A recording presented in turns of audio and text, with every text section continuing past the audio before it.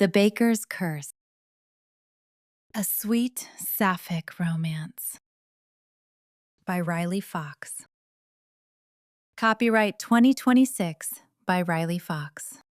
All rights reserved. No part of this book may be reproduced in any form or by any electronic or mechanical means, including information storage and retrieval systems, without written permission from the author, except for the use of brief quotations in a book review. Filed with vellum. Chapter 1.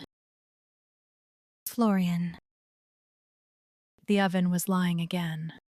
Florian stabbed the thermometer deeper into the belly of the temperamental beast, watching the dial creep toward 385 degrees, when it should have been holding steady at 400. She'd turned it on 40 minutes ago. 40 minutes. And still it refused to cooperate, which meant the morning batch of croissants, the ones that had been proofing since 5 in the morning, the ones she'd laminated with butter until her shoulders ached, the ones that were supposed to be golden and flaky and perfect, would bake unevenly. Some would be pale and underbaked. Others would come out too dark, their delicate layers crisping into something closer to charcoal. She could already taste the failure on her tongue. "Florian, dear, we're going to need fresh cups for the back booth," called Margaret from behind the espresso machine, not unkindly, but with the particular firmness of someone who had already asked once and was prepared to ask again if necessary. 2 minutes, Florian called back, though 2 minutes was optimistic. 2 minutes was the kind of promise she always made and never managed to keep before something else exploded or leaked or simply decided to betray her. The roof had 3 spots now, 3, and that was just what she could see from the ground floor. The lights in the walk-in were flickering again, and the ice cream case had developed a concerning rattle that made her wonder if the compressor was finally giving up the ghost. She adjusted the oven temperature up 5 more degrees with the kind of optimism that bordered on delusion, then turned back to her station where flour dust hung in the morning light like tiny golden stars, beautiful and inevitable, coating everything.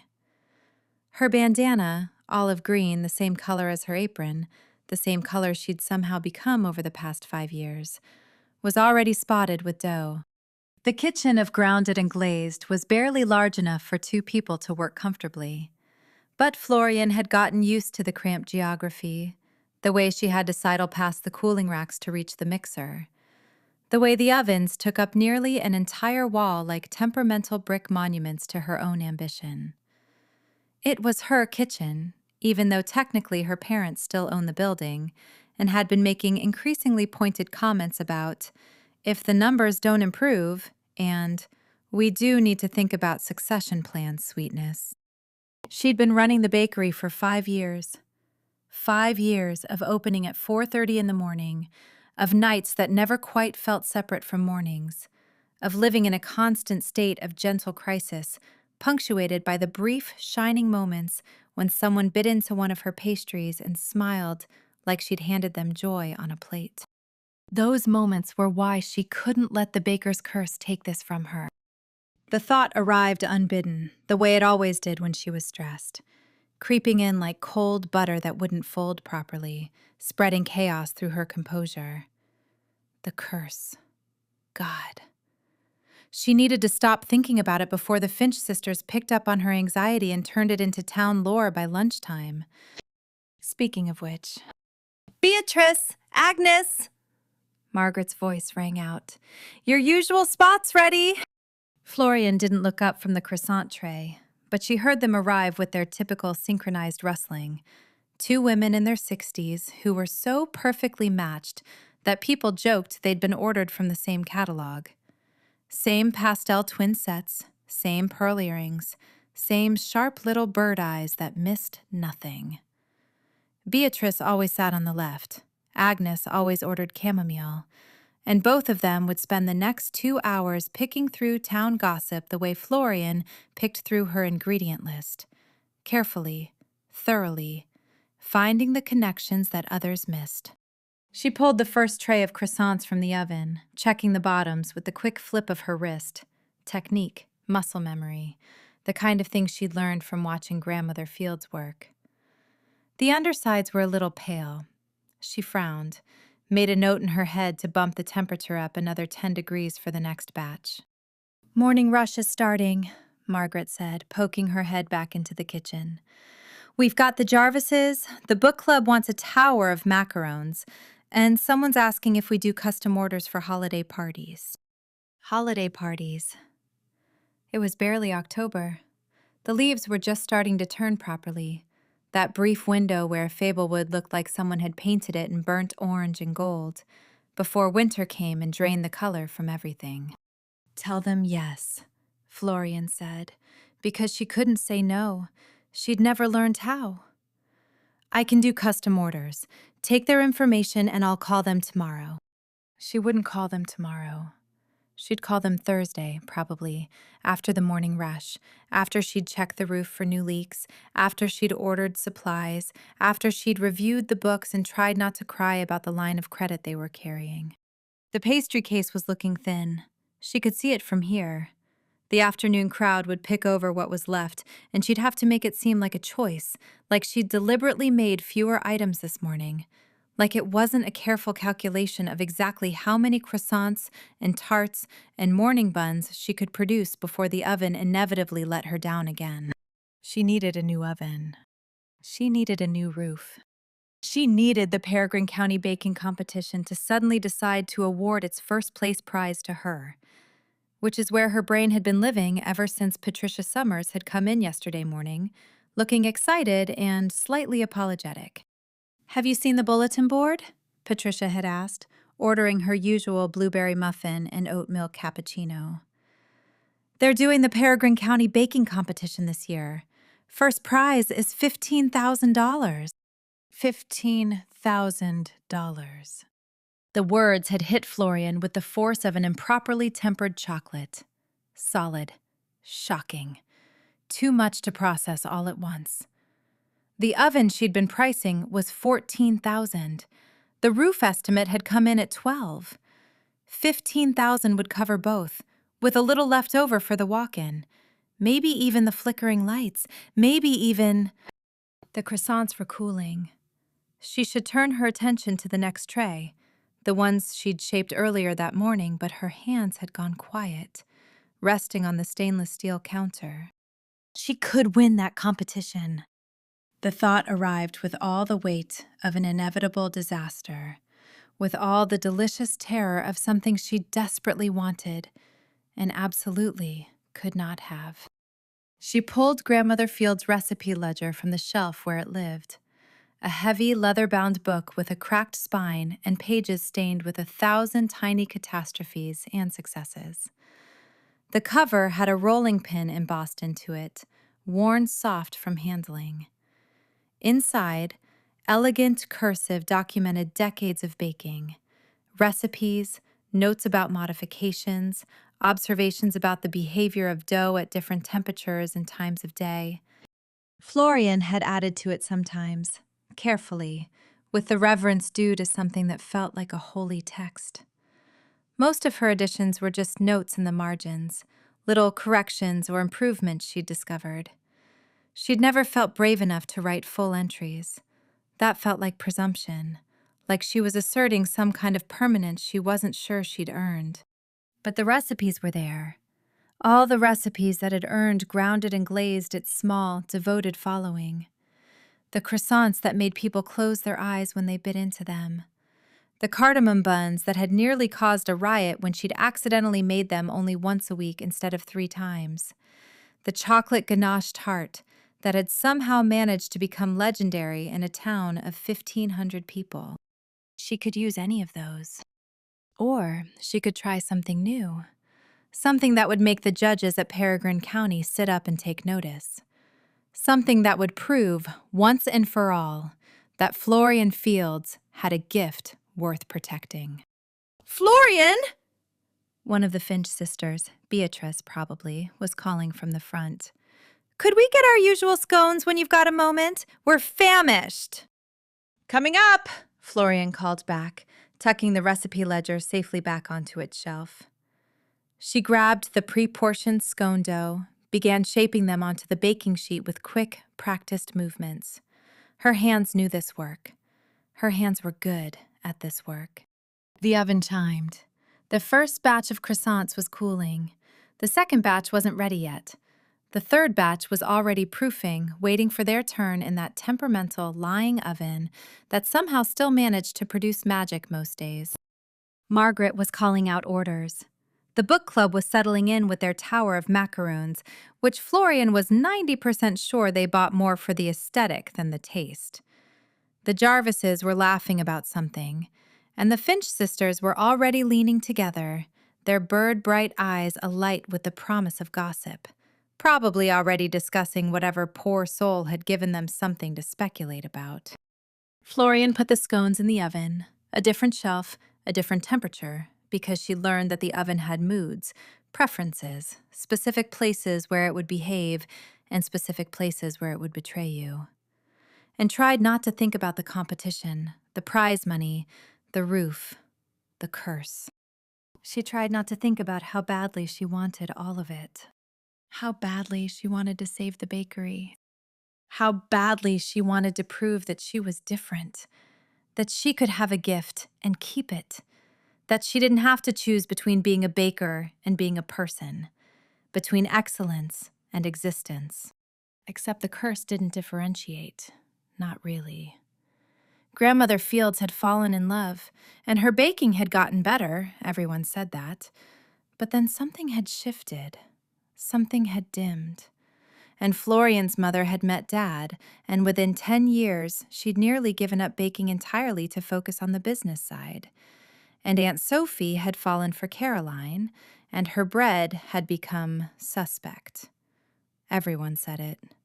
Sophie's sourdough has been off lately, they'd say, and Caroline would be in the kitchen with her soft hands and softer laugh, and Sophie's bakes would come out dense or underproofed or somehow fundamentally wrong in ways that defied recipe or technique. It was a pattern. It was a curse. Florian had learned from their mistakes. At 23, fresh out of culinary school and determined to do what the women before her hadn't been able to manage, she'd made a decision. She would not date. She would not fall in love. She would not give the curse any foothold, any excuse, any opening through which to destroy the one thing she was genuinely, undeniably good at. 5 years later, she hadn't broken that rule. Not once. Not even when James had asked, sweet and persistent James who made terrible jokes and had nice hands. Not even when she'd met Sarah at the farmer's market, and they'd talked for an hour about the quality of honey sourcing, and Sarah had asked for her number in a way that suggested she might actually want to use it. Especially not then. The bakery needed her gift more than she needed love. The bakery needed her gift more than she needed anything. The sign-up deadline was Halloween. 3 weeks to perfect an entry, to choose a recipe, to decide whether she was actually going to do this or whether she was going to keep telling herself she was just thinking about it. She would enter the competition. And Florian would not fall in love. Not now. Not ever, probably, if she was being honest with herself. But especially not now. Not when she finally had something worth fighting for. The Finch sisters were watching her, she realized. Beatrice and Agnes, sharp-eyed and alert, sitting in their usual booth with their scones and their chamomile, observing the way Florian moved through the kitchen, probably already cataloging every anxious gesture, every distracted moment, everything that might become tomorrow's gossip. "The scones look lovely, dear," Agnes called out. "Best in the county," Beatrice added, in that way that suggested she'd made it her personal mission to ensure that everyone knew this fact. Florian smiled, the particular smile she'd developed over 5 years of running a small business in a small town. Warm but professional, present but not quite there. The smile of someone who is operating on caffeine and determination and the fragile hope that maybe, just maybe, things were about to get better. "Thank you," she called back. "Let me know if you need anything else." She turned back to her work, the croissants, the scones, the morning buns that needed to be shaped before the lunch rush, the afternoon inventory that needed counting, the supply order that needed finalizing, the bills that needed paying, and underneath all of it, the decision she'd already made but was pretending she was still considering. She would enter the competition. She would win the money. She would save the bakery. And she would do it all while keeping her heart carefully wrapped in plastic wrap, sealed against any chance of damage, protected in the way that only someone who'd been warned too many times could understand. The oven dinged again. Florian pulled out the scones and checked them against the light, looking for that specific shade of golden brown that indicated perfect baking. That meant the inside would be tender and dense, and exactly what the Finch sisters deserved. They were perfect. Of course they were. When it came to baking, she knew exactly what she was doing. It was the rest of her life that felt like dough that wouldn't rise, like layers that wouldn't fold properly, like something fundamentally out of balance. She would win the competition. She would not fall in love. Somehow, she would figure out how to have one thing without losing everything else. The flour dust hung in the light, golden and inevitable, and Florian Fields got back to work. Chapter 2. Griffin.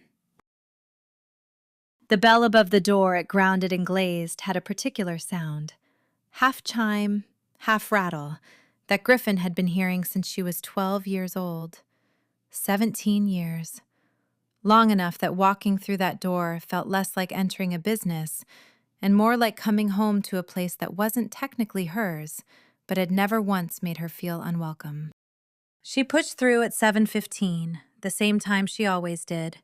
Denim jacket pulled tight against the October chill that was settling into Fablewood with the determined patience of someone who intended to stay a while. The cold had sharpened everything outside. The edges of the cobblestones on Lanternwick Lane, the colors of the maples lining Gold Leaf Way, the particular quality of morning light that turned the whole town into something that belonged on the front of a postcard. Inside, the air hit her like a warm hand against her face. Coffee, cinnamon, the faintest undercurrent of caramelizing sugar, and beneath all of it, the smell that was simply grounded and glazed. Flour and butter and thyme, layered into the walls and the wooden tables and the mismatched collection of ceramic mugs that the regulars had donated over the years. The Finch sisters were already installed in their corner booth. Of course they were. They probably had the chairs warm before the sun finished rising. And they looked up at Griffin with the synchronized attention of two birds spotting a particularly interesting worm. "Griffin, dear," Beatrice called. "You're looking well. New flannel?" It was the same flannel she'd been wearing every other Tuesday for 4 years. "Morning, Beatrice." "Agnes." Agnes gave her a crisp nod over her chamomile. "Florian's in a state," she said with the practiced gravity of a war correspondent delivering breaking news. "We think it's the competition." Griffin didn't ask what competition. If the Finch sisters were talking about it, the entire town would know within the hour anyway.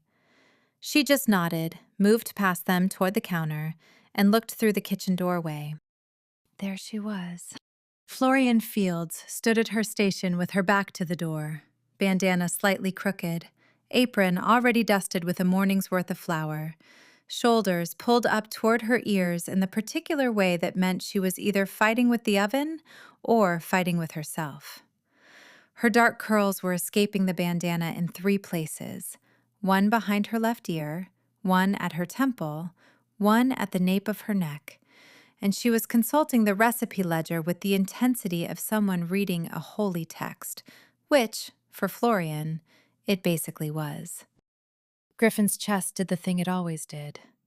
The quiet, inconvenient clench that she'd been ignoring since she was 22, and Florian had laughed at something she'd said. Really laughed, head thrown back, eyes squeezed shut, and Griffin had thought, very calmly and with absolute certainty, "Oh, there it is." 7 years of that.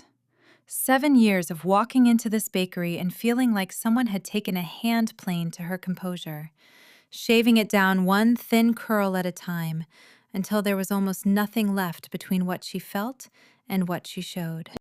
She was good at hiding it. She was a woodworker. She understood the value of a smooth surface.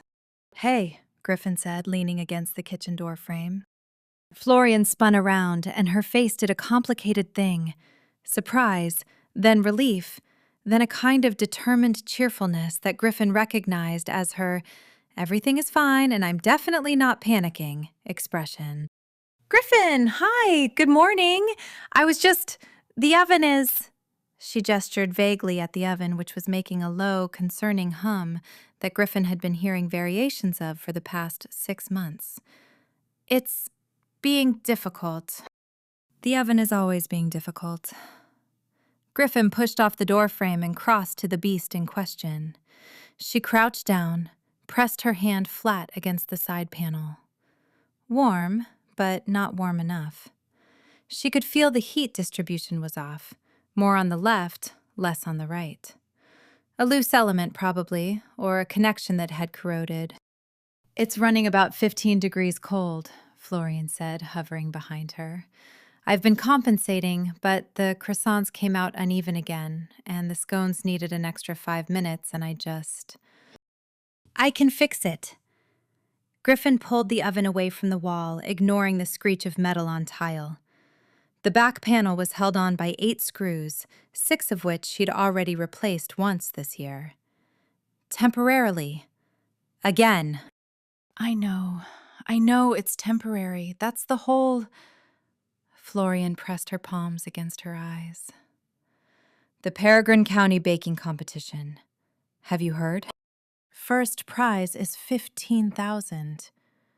Agnes and Beatrice mentioned it approximately 4 seconds after I walked in." $15,000, Griffin. That's a new oven. That's most of the roof. That's... Her voice cracked, just slightly, like a glaze that had been fired too fast. "That's everything." Griffin pulled a multi-tool from her back pocket and started working on the screws. She didn't look at Florian. Sometimes that was easier, for both of them. "So you're going to enter?" "I'm going to enter." A pause. "But I'm scared." There it was. The thing beneath the thing. Griffin could hear it the way she could hear a joint that wasn't seated properly, a wrongness in the tone, a gap where there should have been solid contact. "Of the competition?" she asked, though she already knew the answer. "Of the curse." Griffin's jaw tightened. She focused on the screws. 1, 2, 3. The back panel came free, and she leaned it carefully against the wall, exposing the oven's guts. Wiring, elements, insulation that had seen better decades. The baker's curse. She hated it.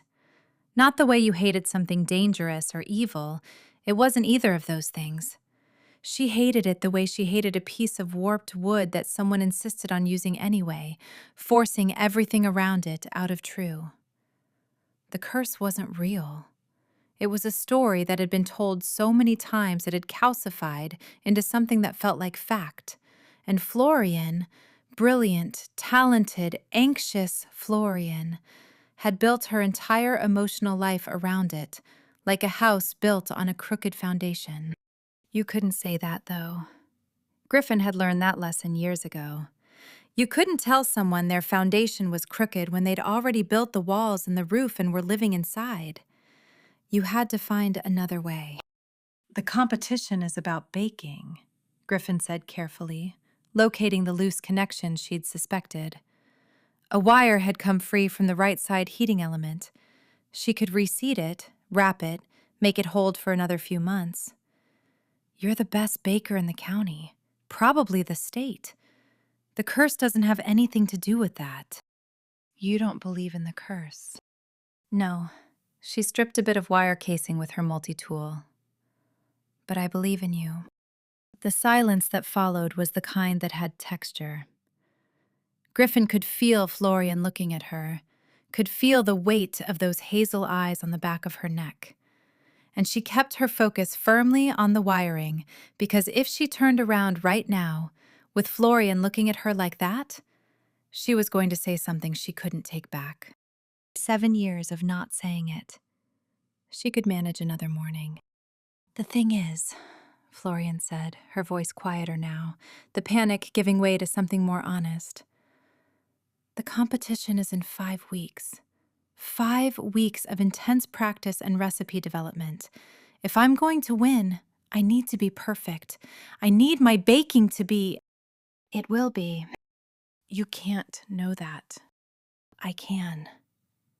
Griffin reseated the wire, wrapped it tight, tested the connection with a gentle tug. It held. "Because I've watched you bake for 17 years, and when you're focused, when you're in the zone and not in your own head, there's nobody better. Not in this county. Not anywhere." She said it matter-of-factly, the way she might say the sky was blue or that cherry wood sanded better than pine. It was simply true.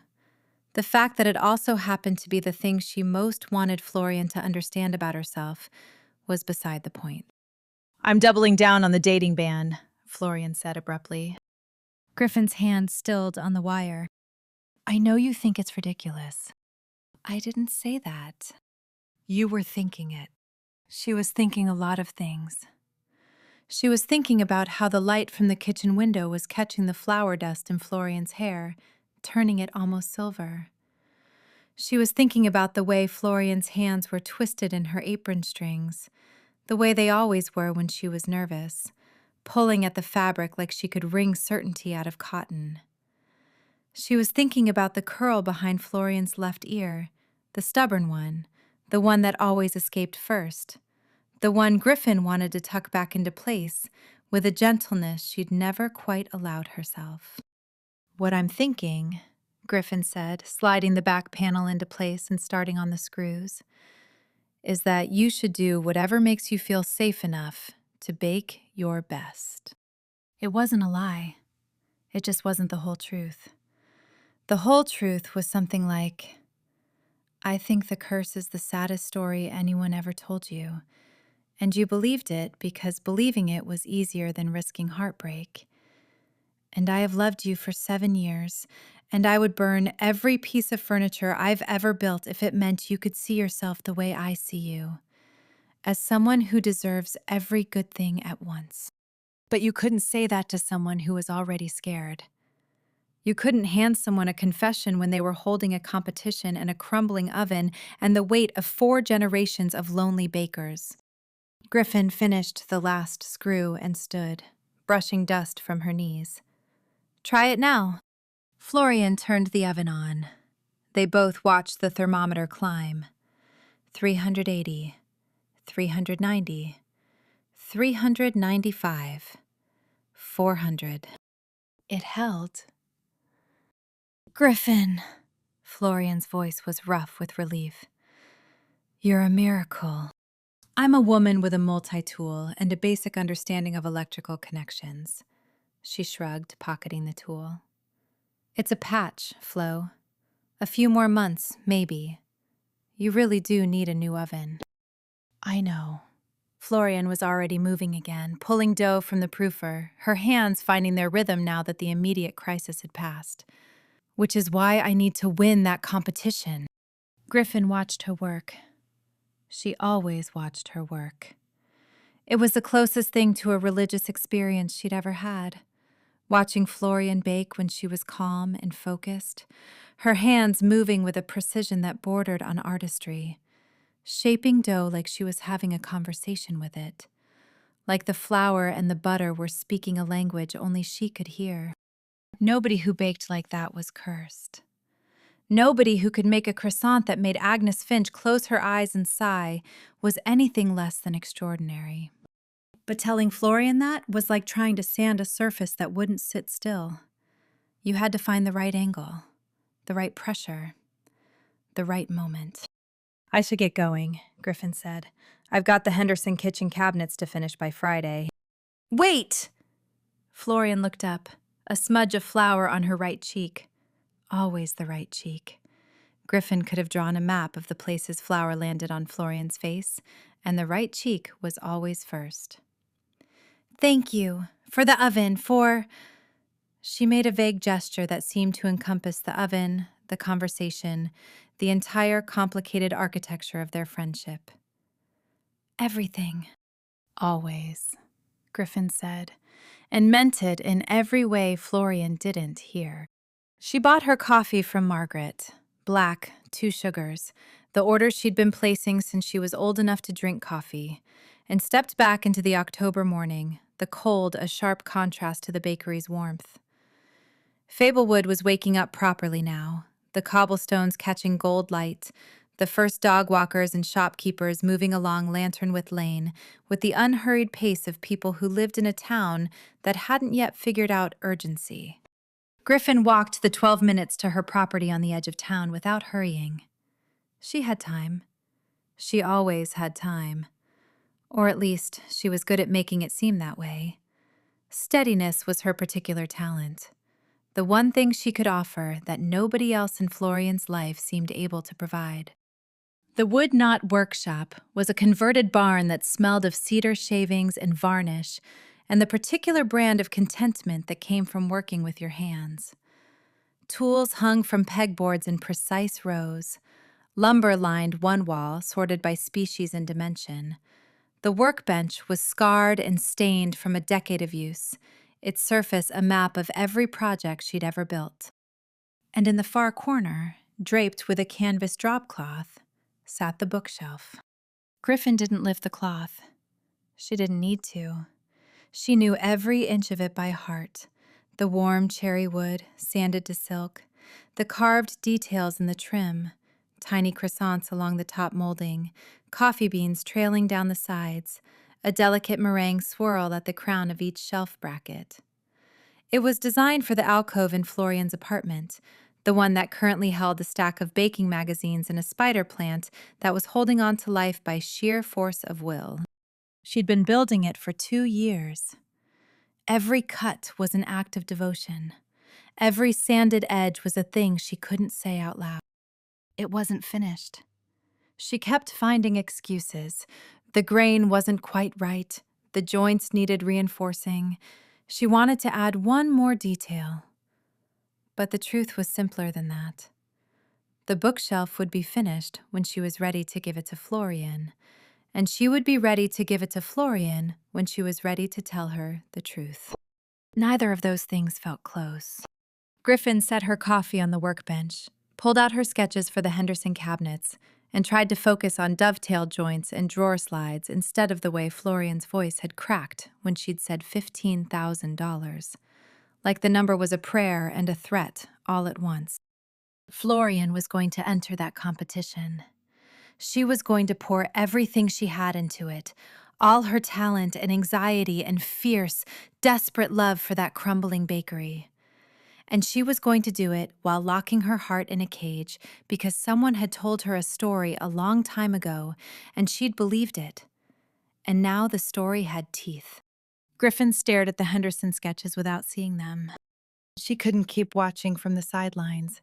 She couldn't keep patching ovens and patching conversations and hoping that Florian would wake up one morning and realize the curse was just fear wearing a fairy tale mask. That wasn't how people worked. People needed proof. They needed someone to take their hand and walk them to the edge of the thing they were afraid of and say, "Look, see? It's not what you think." An idea was forming. Something ridiculous. Something that, if she was being honest, was probably more about her own stupid, hopeless feelings than about disproving a superstition. But also, genuinely, sincerely, about helping the person she loved most in the world stop being so goddamn afraid.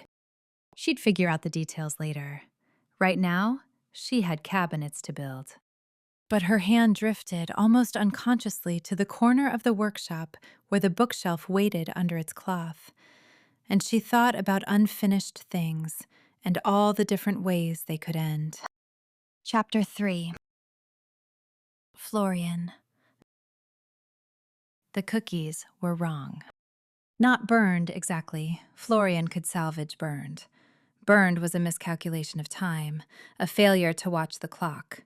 A simple human error she could correct with a timer and a deep breath. These cookies were something worse. They were technically correct and emotionally vacant. Golden brown on the outside, properly chewy on the inside, and completely, utterly devoid of the thing that made Florian's baking. She stared at the tray like it had betrayed her. "They look fine," she told the empty kitchen, which was not the kind of reassurance she needed when fine was the most damning word in a baker's vocabulary. Fine was Sterling Sweets. Fine was grocery store birthday cakes and pre-made pie crust and the kind of baking that nobody remembered 5 minutes after the last bite. Fine was the opposite of everything her grandmother had taught her, everything the recipe ledger stood for, everything Grounded and Glazed was supposed to be. She bit into one. It tasted like a cookie, just a cookie. Not the kind that made someone stop mid-conversation and say, "Oh," with a small, involuntary catch in their voice. Not the kind that Agnes Finch would declare, "the best in Fablewood," with the particular authority of someone who considered herself the final word on all things baked. Florian set the cookie down and pressed her flour-dusted palms flat against the counter, breathing in through her nose, out through her mouth, the way her therapist had suggested when the anxiety spirals got bad enough to interfere with daily functions, which was most days, honestly, but especially today. The competition was in 4.5 weeks. She needed a showstopper. Something that would make the judges forget every other entry. Something that proved the Fields family name still meant what it had always meant. Quality, craft, the kind of baking that felt like love even when you couldn't explain why. And she was standing in her kitchen at 9 o'clock at night, surrounded by mediocre cookies, unable to produce anything better because her entire body had been thrumming with anxiety since the moment she decided to enter the competition. And the anxiety was getting into her dough like air bubbles in tempered chocolate. Invisible, but ruinous. The kitchen door swung open. "Hey," Griffin said, holding 2 mugs of tea. "Margaret said you were still back here." She looked concerned. Margaret always looks concerned. It's her resting face. Florian accepted the tea. Chamomile, of course, because Griffin always brought chamomile when she suspected Florian was spiraling, and wrapped her hands around the warmth. "I'm fine." Griffin's eyes moved to the tray of cookies, then back to Florian. She didn't say anything. She didn't need to. That was one of the more infuriating things about Griffin O'Malley. She could communicate entire paragraphs with a single raised eyebrow and the patient tilt of her head. "They're wrong," Florian admitted. "The cookies. They're technically correct, but they're flat. Not physically flat. Emotionally flat. They taste like nothing." "Can I try one?" Florian gestured at the tray with the universal signal for, "Be my guest," and also, "Please confirm my worst fears." Griffin picked up a cookie, bit into it, chewed thoughtfully. She had sawdust on the sleeve of her flannel, cedar from the look of it, which meant she'd been at the workshop late too.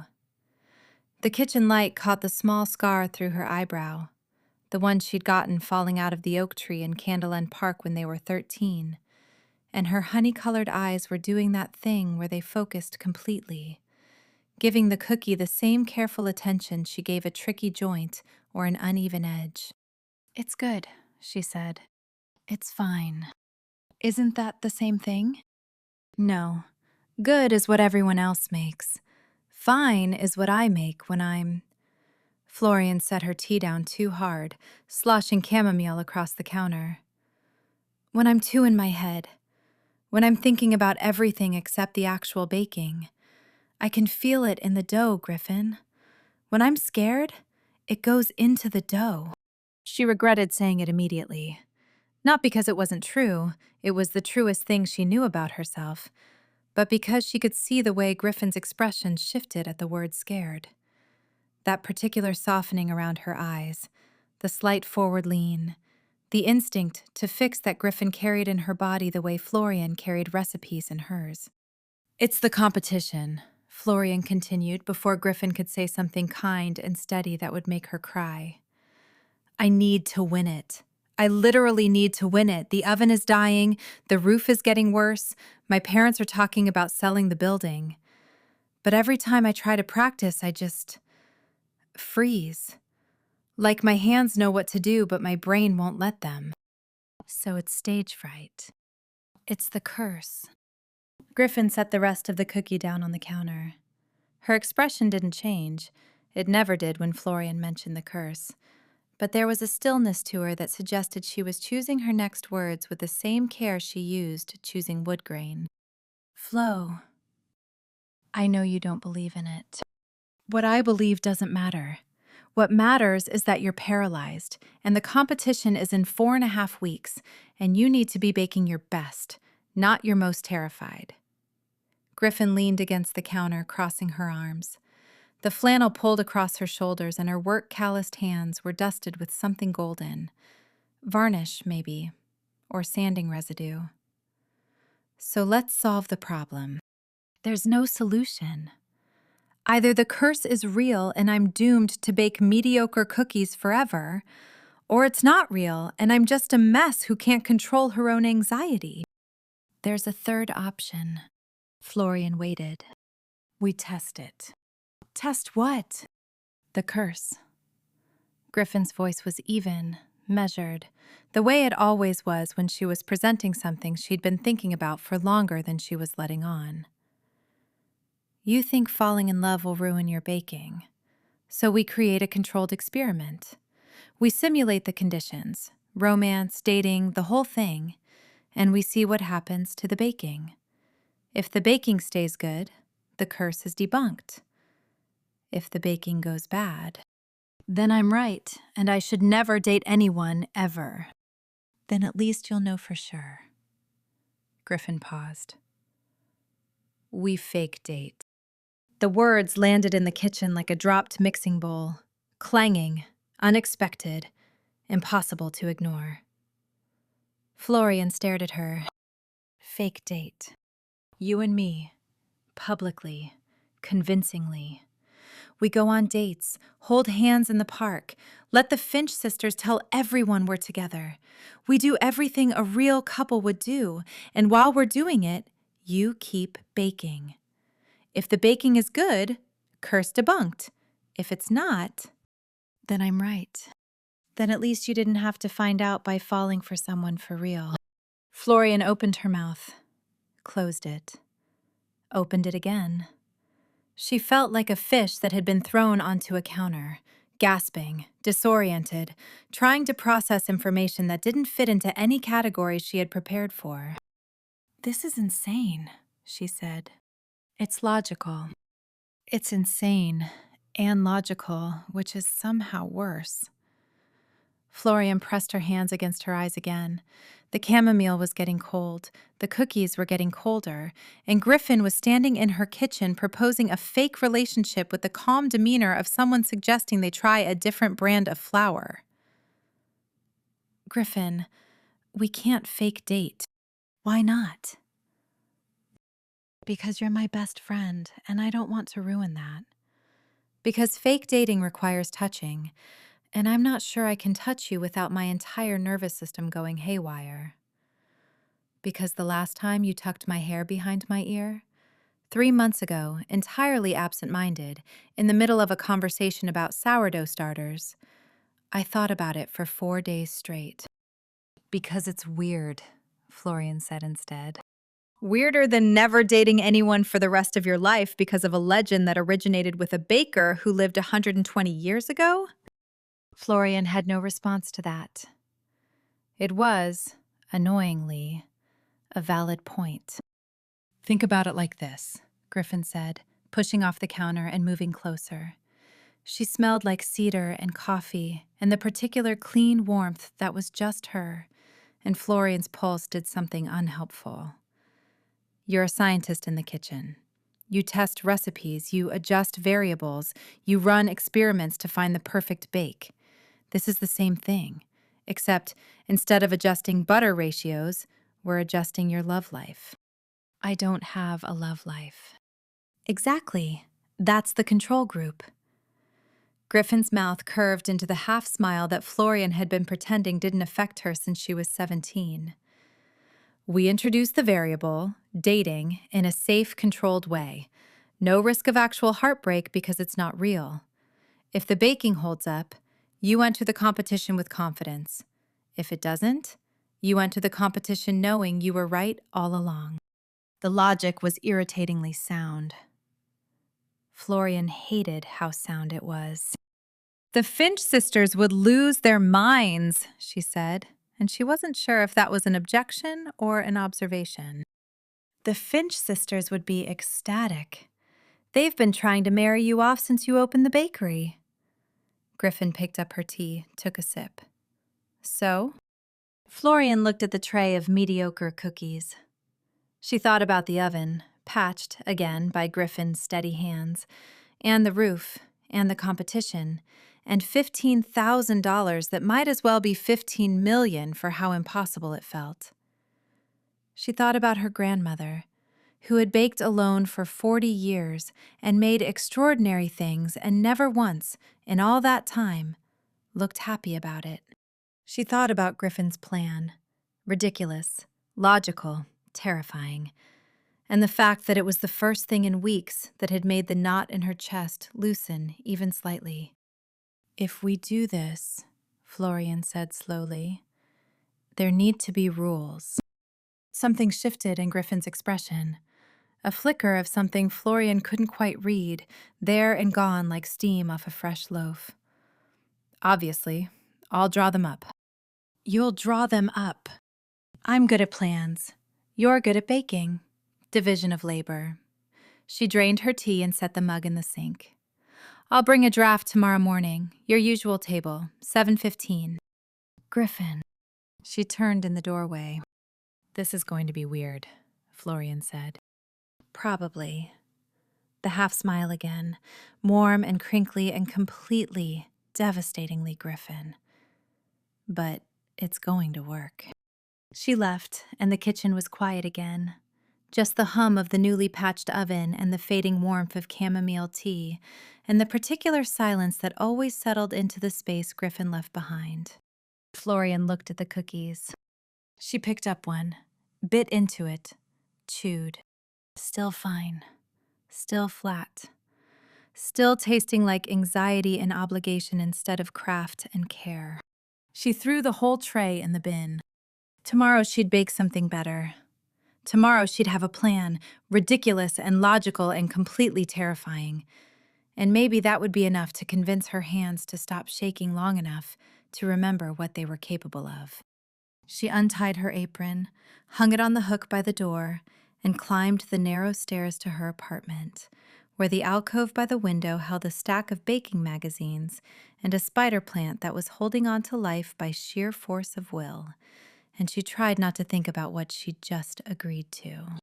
Fake dating. Her best friend. To break a curse she'd spent 5 years organizing her entire life around. This was either the smartest thing she'd ever done, or the most spectacular disaster in Fields family history. And given the Fields family's track record with disasters, that was saying something. Chapter 4. Griffin. She was an idiot.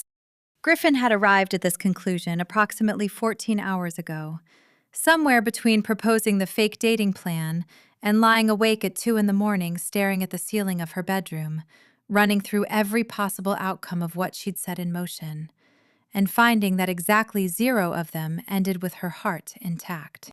Fake dating Florian. Fake dating Florian. The woman she had been genuinely, hopelessly, catastrophically in love with for 7 years. The woman whose laugh made Griffin's hands forget how to hold things. The woman who, just last night, had stood in her kitchen smelling like vanilla and looking like every wish Griffin had never been brave enough to make. And Griffin had responded by proposing they pretend to be a couple. As an experiment. For science. She was building her own rack and climbing willingly onto it. But the alternative? Watching Florian spiral into anxiety and bake mediocre cookies and slowly lose the bakery that was the center of her entire world was worse. Griffin had weighed the options with the same precision she used to measure a mortise and tenon joint, the clean fit of helping Florian against the messy reality of her own feelings. The joint would hold. It had to. She sat at the small drafting table in her workshop, the Henderson cabinets temporarily abandoned, and wrote "Rules of Engagement" at the top of a piece of graph paper. Graph paper felt appropriate. This was a structured plan, a framework, lines and measurements and the kind of clear, logical thinking that kept things from falling apart. Rule 1. Public displays of affection for the purposes of believability only. She underlined "only" twice, then stared at it and felt like a liar. Rule 2. Minimum 2 dates per week in observable public settings. This was practical. The Fablewood grapevine required regular feeding, and if they were going to sell this, the Finch sisters needed material. Rule 3. The experiment concludes if, at any point, the baking suffers. This was for Florian. A kill switch.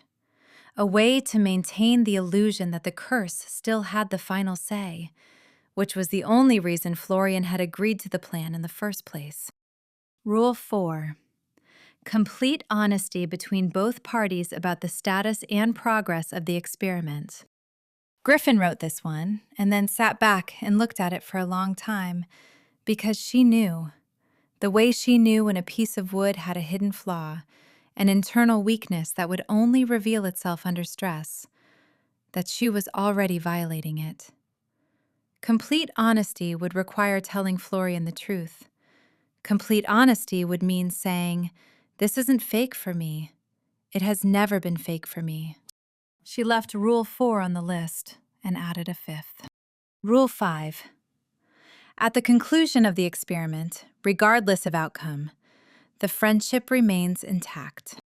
That was the load-bearing wall. Everything else was trim and finish. At 7:14, Griffin walked into Grounded and Glazed, carrying the graph paper folded neatly in her jacket pocket and the specific kind of composure that comes from having rehearsed every possible conversation 3 times. Florian was behind the counter, already in her apron, already dusted with flour, looking like she hadn't slept much either. The bakery was filling up. Margaret was pulling shots at the espresso machine.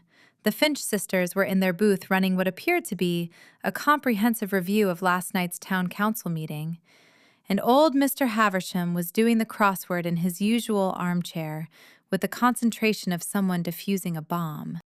"Hey," Florian said when Griffin approached the counter. Her eyes dropped to Griffin's jacket pocket, where the graph paper was making a visible rectangular bulge. "Is that?" "The rules." Griffin pulled the paper out and set it on the counter between them. "I suggest we review them somewhere less public." Florian glanced at the Finch sisters, who had not yet noticed the exchange, but whose gossip antennae were calibrated with military precision. "Back booth, 2 minutes." Griffin ordered her usual, black, 2 sugars, and carried it to the booth in the back corner, the one partially hidden by the ancient coat rack and the chalkboard announcing the daily specials. It was the closest thing Grounded and Glazed had to a private conversation space, which, in Fablewood terms, meant you might have a full 30 seconds before someone started eavesdropping. Florian slid into the opposite seat 2 minutes later, carrying her own mug, something that smelled aggressively of cinnamon, and a scone that she set between them like a peace offering. Okay, show me. Griffin unfolded the graph paper and laid it flat. Florian read through the 5 rules in silence.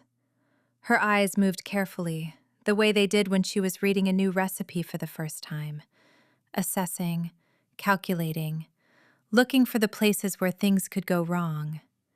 She tapped Rule 1 with one flour-dusted fingertip. Public displays of affection. What does that mean specifically?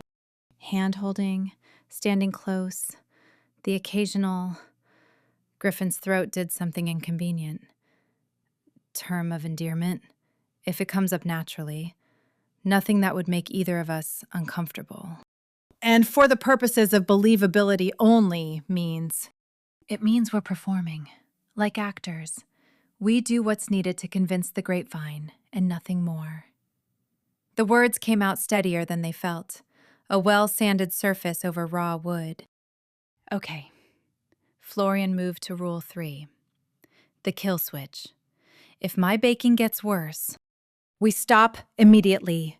No questions, no arguments. Your baking comes first. Something in Florian's expression softened at that. Just a fraction. Just enough for Griffin to notice.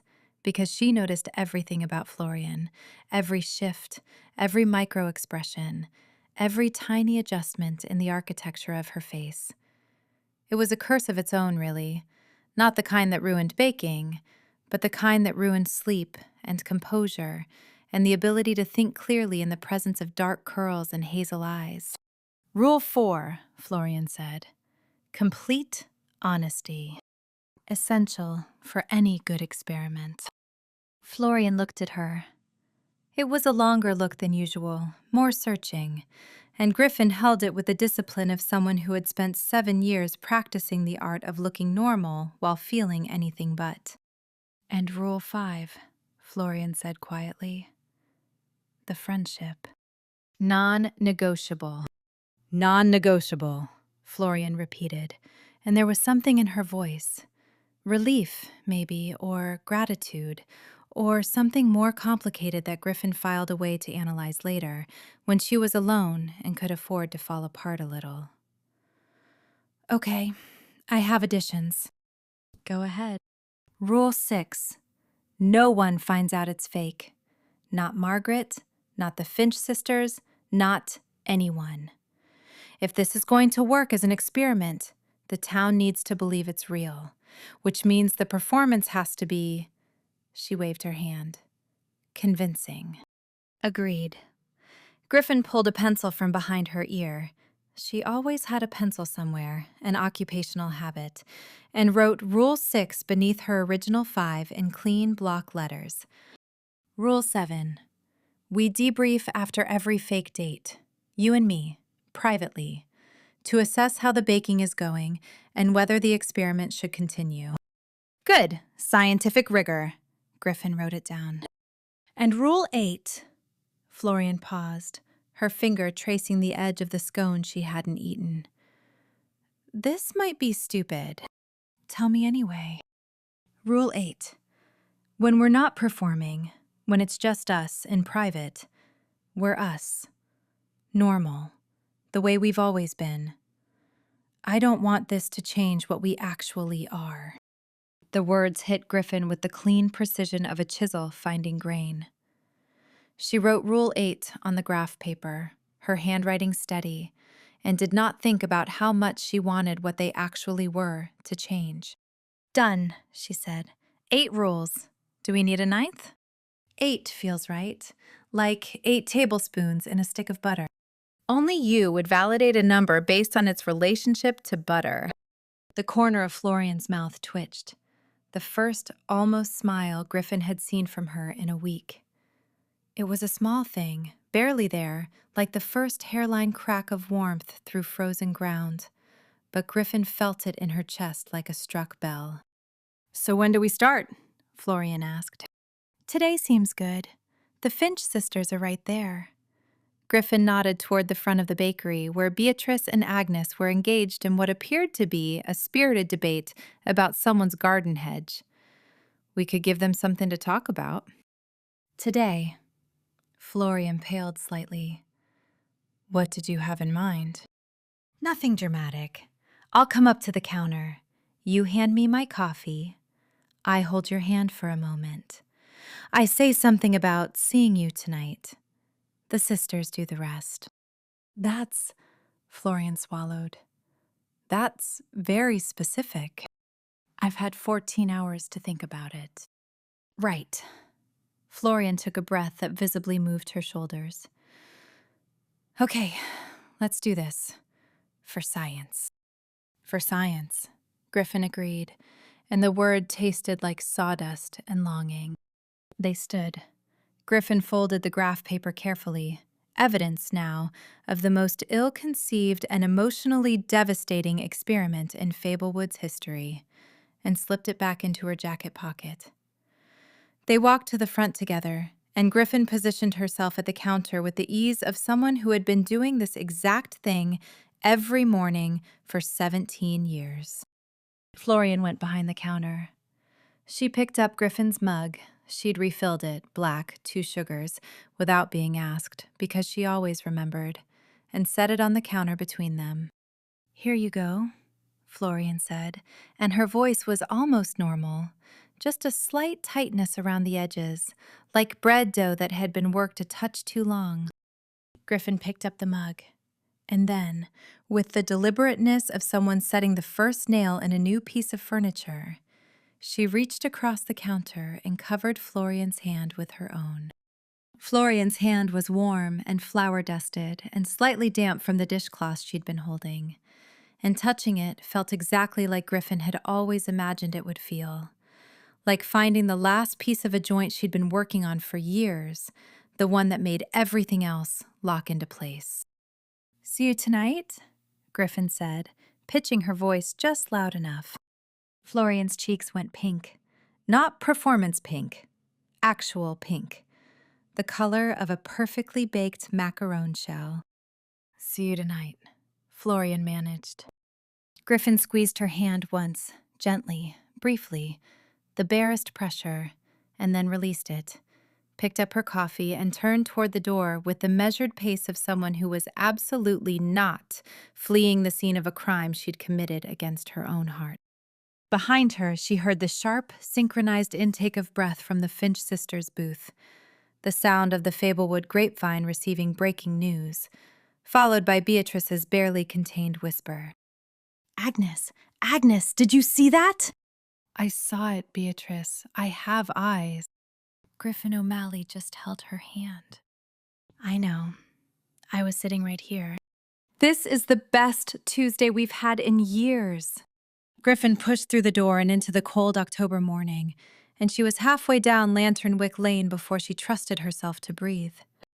The bell chimed behind her, half rattle, half chime. She'd done it. She'd started the experiment. She'd held Florian's hand and called it science, and walked away while the Finch sisters ignited the grapevine behind her. And if her heart was hammering so hard she could feel it in her fingertips, well, that was her problem. She had cabinets to build, rules to follow, a friendship to protect. And somewhere in the back of her workshop, a half-finished bookshelf that was either going to be the most beautiful thing she'd ever made or the most painful. Griffin O'Malley walked home through the gold and crimson morning and did not think about how Florian's hand had felt in hers. She thought about it anyway. Chapter 5. Florian. The gilded spoon smelled like baking grease and nostalgia, which was either charming or concerning depending on how you felt about diners that hadn't updated their decor since the Eisenhower administration. Florian felt concerned. She sat in the booth by the window, the slightly too small one with the crackled red vinyl that stuck to her thighs when she shifted, and tried to remember how people behaved on dates. Real dates. Dates that weren't experiments designed to disprove a family curse through the careful application of milkshakes and strategic hand-holding. She'd worn a sweater instead of her usual bakery clothes, a soft mustard yellow one that she'd bought 2 years ago and never found an occasion to wear. Her hair was down, the dark curls doing whatever they wanted, which was what they always did, regardless of her preferences. She'd even put on lip balm that wasn't just Vaseline from the industrial tub she kept by the register. She felt ridiculous. Griffin arrived at exactly 7 o'clock, punctual because Griffin was always punctual, and slid into the opposite side of the booth with the easy grace of someone who didn't appear to be having an internal crisis.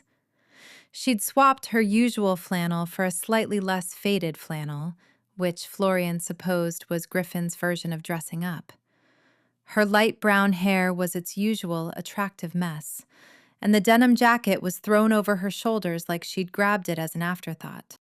"Hey," Griffin said. "Hey," Florian said, and immediately ran out of things to say.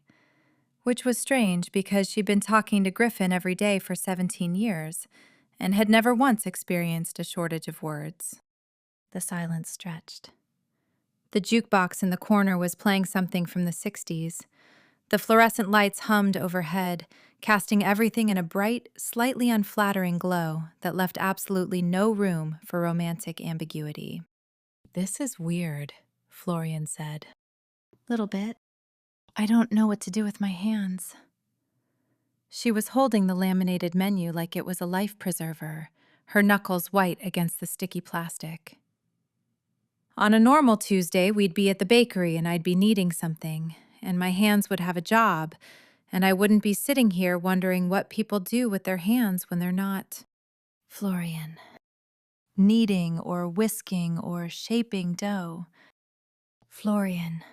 Griffin reached across the table and gently pried the menu from her grip. Her fingers were warm and dry and calloused in the specific places where the sandpaper wore against the skin, and the contact sent a jolt of something through Florian's wrists that she chose not to examine. "We're two friends having dinner," Griffin said. "That's all this is.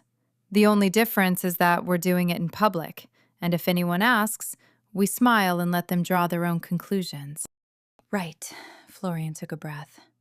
"Right, two friends having dinner in a diner on a Tuesday.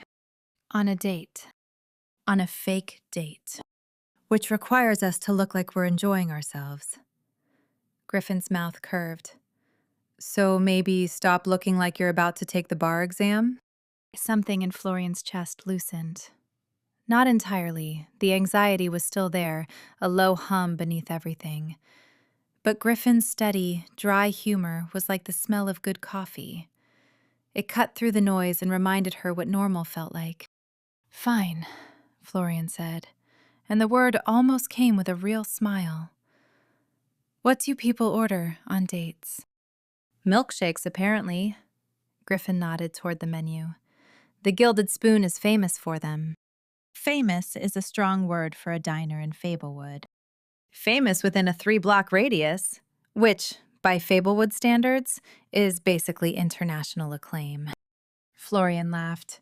It was involuntary, a short, surprised burst that she immediately tried to contain, and failed. And Griffin's expression did something complicated that Florian chose to file under probably just the fluorescent lighting. They ordered milkshakes.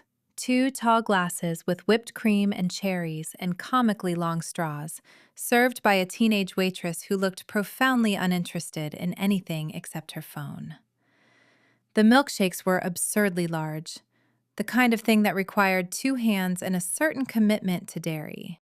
"To science," Griffin said, raising her glass. "To science," Florian echoed, clinking her glass against Griffin's and feeling only slightly insane. The milkshakes were good. Not good the way her baking was good, not transcendent or carefully crafted, but good in the comfortable, uncomplicated way of things that didn't need to be anything more than what they were. Cold and sweet and slightly too thick for the straws, which meant they both had to lean forward over the small table to drink, which meant they were closer together than they would normally be, which meant Florian could smell Griffin's soap, something clean, like pine, and see the tiny flecks of gold in her honey-colored eyes. "Tell me something I don't know about you," Florian said, surprising herself.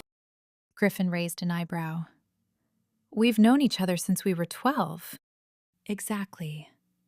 Which means there must be things you've never told me. Hidden depths, secret hobbies, a scandalous past. I once entered a birdhouse building competition and lost to a 9-year-old. "You're joking."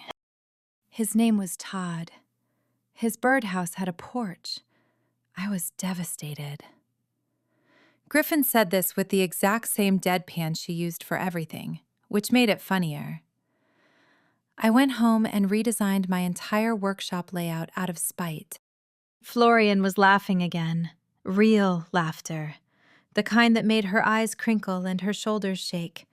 And across the diner, she was dimly aware that they were being watched. Not obviously. Fablewood didn't do obvious. But there were glances, the quick, interested looks of people who had heard the Grapevine's latest bulletin and were now seeking visual confirmation. Mrs. Patterson at the counter, pretending to study the pie case while her eyes kept darting to their booth. Tom Gallagher by the register, whose wife would definitely hear about this within the hour. And at a corner table, barely visible behind a menu she was holding upside down, was Agnes Finch. "Agnes is here," Florian murmured. "I know. She's been here since we arrived. She's holding her menu upside down. Should we do something?" "We're doing something. We're having milkshakes, and you're laughing at my humiliating birdhouse story. That's plenty." But Florian's awareness of their audience had shifted something in the air between them. A tightening, a self-consciousness that turned every gesture into a potential performance. When Griffin pushed her straw aside to drink directly from the glass, Florian noticed the curve of her lower lip against the rim. When Florian reached for the salt shaker, out of nervous habit, not because she needed salt, her hand brushed Griffin's on the table, and neither of them moved away for 2 full seconds. 2 seconds. Long enough for Agnes Finch to make a small, delighted sound that carried across the entire diner. "This is mortifying," Florian whispered.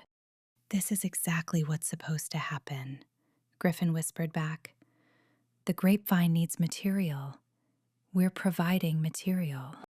I feel like an animal at the zoo. A very well-fed animal, having a very nice milkshake. They stayed for an hour. They talked about things they always talked about. The bakery, the Henderson cabinets, whether old Mr. Haversham was ever going to finish that crossword, or if it was a permanent installation.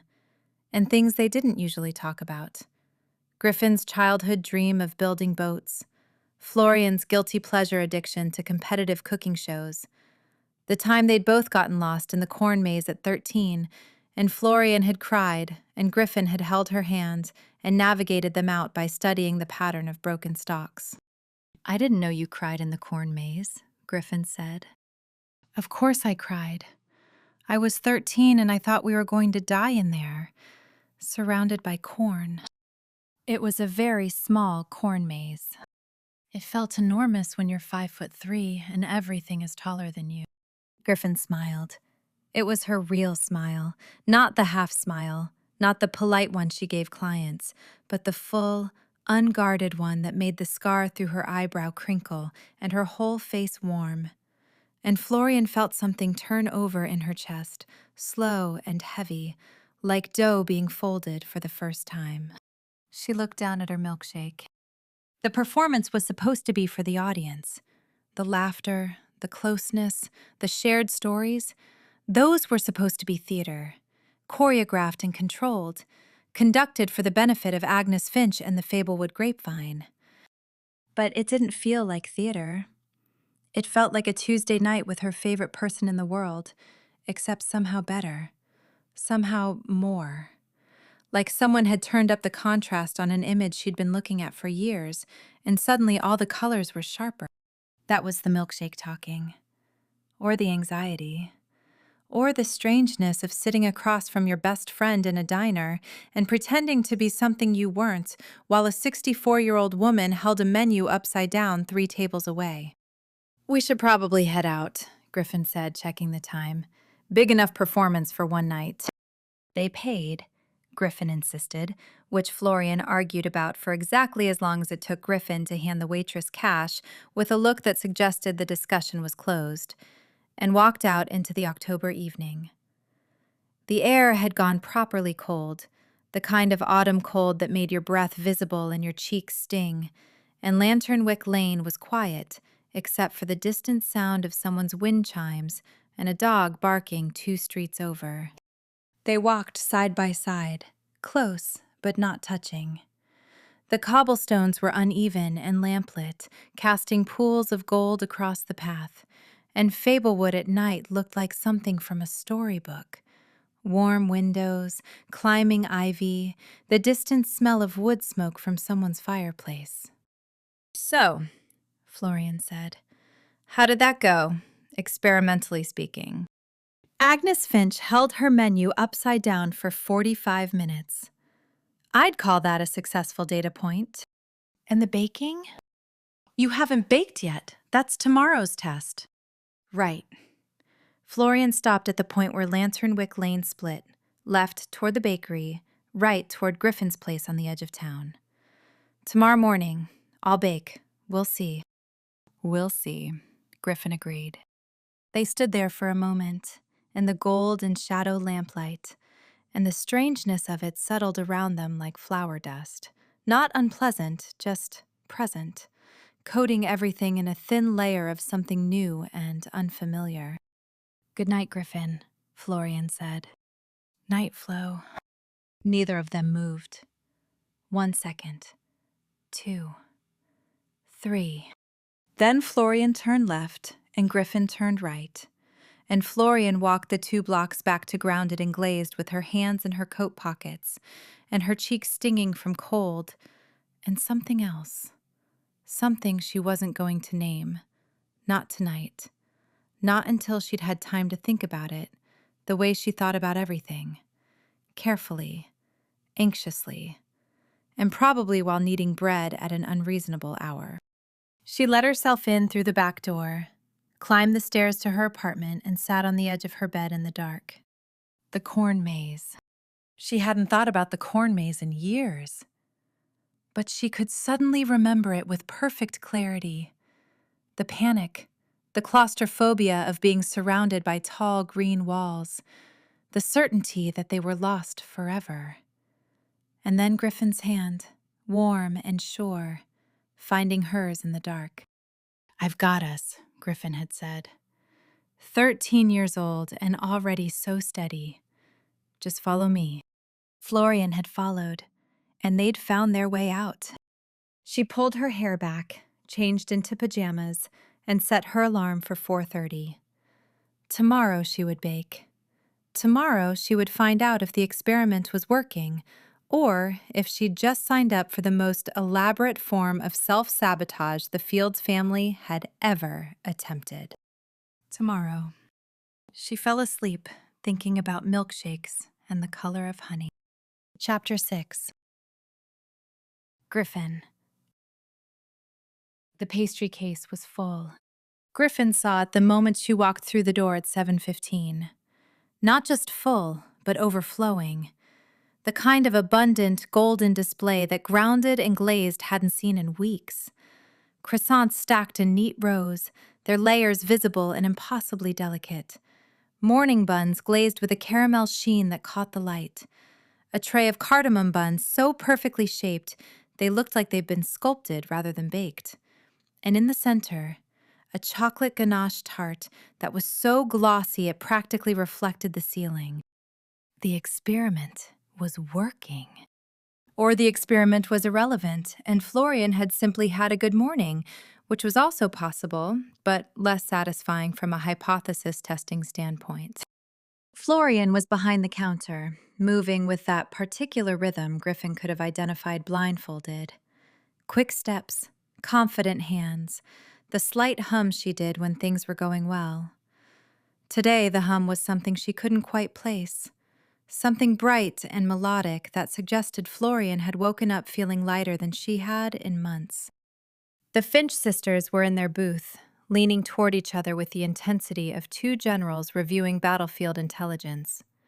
When Griffin walked past, Beatrice looked up with an expression that could only be described as radiant. "Morning, Griffin." The way she said Griffin's name carried approximately 17 layers of subtext. "Morning, Beatrice. Sleep well?" The question was innocent. The delivery was not. Agnes made a small sound behind her chamomile that suggested she and Beatrice had been constructing elaborate narratives about Griffin's evening since approximately dawn. Griffin didn't take the bait. She moved to the counter where Florian looked up and there it was, the flower on her right cheek. A new day, the same spot, as reliable as a compass point. And today her eyes were brighter than they'd been in weeks. The hazel warmed to something almost amber in the morning light, and the tension that had been living in her shoulders since the competition announcement was visibly reduced. "Look at the case," Florian said, barely contained. "Look at it." "I'm looking." "I baked all of that this morning. All of it. I was up at 4 and the oven behaved. Mostly. And everything came out right. Not fine. Not mediocre. Right." She was almost vibrating, the way she got when something in the kitchen had worked exactly as she'd intended. Every variable aligned. Every technique executed with the precision that made her extraordinary. "The croissants have 27 layers. I counted. 27 visible layers, which means the lamination was perfect, which means—" "Your hands weren't shaking." Florian stopped. "No," she said, and something in her expression shifted from excited to something quieter, more wondering. "No, they weren't." "Good," Griffin said it simply. A one-syllable assessment, because anything more would betray how much it meant to her. Seeing Florian like this, lit up and confident, the fear temporarily banished by butter and flour and the muscle memory of someone who was born to do this. She wanted to say, "You were always this good. The only thing that changed was your fear level. The curse has nothing to do with your hands and everything to do with your head." But that would violate the spirit of the experiment, which required them to observe and record, not interpret and lecture. So Griffin accepted her coffee, black, 2 sugars, poured without being asked, and said, "Croissant?" "Pick one. Anyone. They're all perfect." Griffin chose the one closest to her hand, which happened to be a particularly beautiful specimen with a shattering crisp exterior and an interior so layered it looked like geological strata. She bit into it. The buttery layers dissolved on her tongue. The exterior crackled. The interior was impossibly soft, impossibly rich, and tasted like Florian at her best, like the bakery at its best, like every good morning she'd ever had in this place, compressed into a single bite. "Well?" Florian was watching her with the particular intensity of someone whose self-worth was directly correlated to the expression on Griffin's face while chewing. "You could win the competition with this croissant alone." Florian's smile was incandescent, full wattage, the kind that made her whole face change, that made the flower on her cheek look deliberate, that made the messy curls and the olive green apron and the perpetually busy hands into something so beautiful that Griffin had to look down at her coffee to keep her composure. "First data point," Florian said, pulling a small notebook from her apron pocket. She'd started a dedicated experiment log, apparently. "Fake date, Tuesday at Gilded Spoon. Baking quality next morning? Exceptional. Curse status? Not triggered." Very scientific. I'm taking this seriously. I can see that. Florian scribbled something in the notebook, then looked up. Date 2. When? Thursday. The harvest stroll in Candleend Park is this weekend, but that might be too much too soon. Something smaller first. Maybe I come by the bakery in the evening and we close up together. Visibly. Margaret will be here. Margaret will see what we want her to see. Griffin took another bite of the croissant, let herself have this one small, perfect thing. I'll come by at 6. I'll bring something from the workshop. I owe you a new shelf bracket for the display. We'll work side by side. The Finch sisters will draw their own conclusions. They're already drawing conclusions. Florian leaned forward slightly and lowered her voice. Beatrice cornered Margaret this morning and asked if she knew how long Griffin and Florian have been stepping out together. Stepping out, like we're in a Jane Austen novel. What did Margaret say? She said she had espresso to pull and to ask me directly. Did Beatrice ask you directly? She asked me if I was seeing anyone special, and I turned the color of a raspberry coulis and pretended I didn't hear her. Griffin's heart performed a complex maneuver that she chose to classify as indigestion. So the grapevine is operational. The grapevine is thriving. Florian tucked the notebook back into her apron. I give it 48 hours before my parents call. Is that a problem? It's a variable. Florian bit her lower lip, an unconscious gesture, one she made when she was calculating, and Griffin tracked the movement with the involuntary precision of someone who had been cataloging this woman's habits for the better part of a decade. But it's within experimental parameters. The morning rush was picking up. Margaret called for backup, and Florian disappeared behind the counter with the focused efficiency of someone who finally had the energy to handle a full house. Griffin watched her move. The quick pivot from register to pastry case, the way she slid boxed orders across the counter with the casual showmanship of a bartender, the confident set of her shoulders that hadn't been there 3 days ago. One fake date and the fear had receded. One evening of milkshakes and birdhouse stories and walking home under lamplight, and Florian's hands had steadied. Griffin knew what that meant. The rational, pragmatic part of her, the part that had designed this experiment, that had written the rules on graph paper, that had approached the problem like a crooked joint that needed squaring. That part knew exactly what the data suggested. The curse wasn't real. Florian's baking was tied to her emotional state, not to some mystical romantic prohibition. When she was happy and relaxed, she baked brilliantly.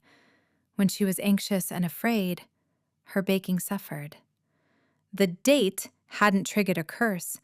It had reduced her stress, given her something to think about other than the competition, and the resulting calm had translated directly into better work. It was simple, clean, a well-fitted joint. But the other part of Griffin, the part that was not rational, not pragmatic, the part that had been in love with Florian Fields for 7 years, that part was looking at the data and seeing something much more dangerous. Because if the experiment continued to work, Florian would enter the competition with confidence. She might win. The bakery would be saved, the curse would be debunked, and at the end of it, when the experiment concluded and the rules were retired and they went back to being just friends, Griffin would still be in love with her, and Florian, freed from the cage of the curse, would be open to dating. Really dating. Someone who wasn't Griffin. Someone who hadn't been pretending. She finished her croissant. She drank her coffee.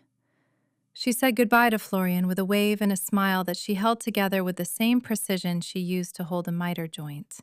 Tight, clean, no visible gaps.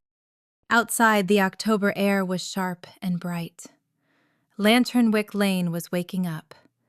Mrs. Patterson sweeping her doorstep, the bookshop putting out its sidewalk sign, the maple trees dropping leaves in slow golden spirals. Griffin walked to the wood knot workshop, unlocked the barn door, and stood in the sawdust-scented silence for a long moment before moving to the far corner. She lifted the canvas cloth from the bookshelf. Cherry wood. Warm and red-toned, sanded until it felt like touching something alive.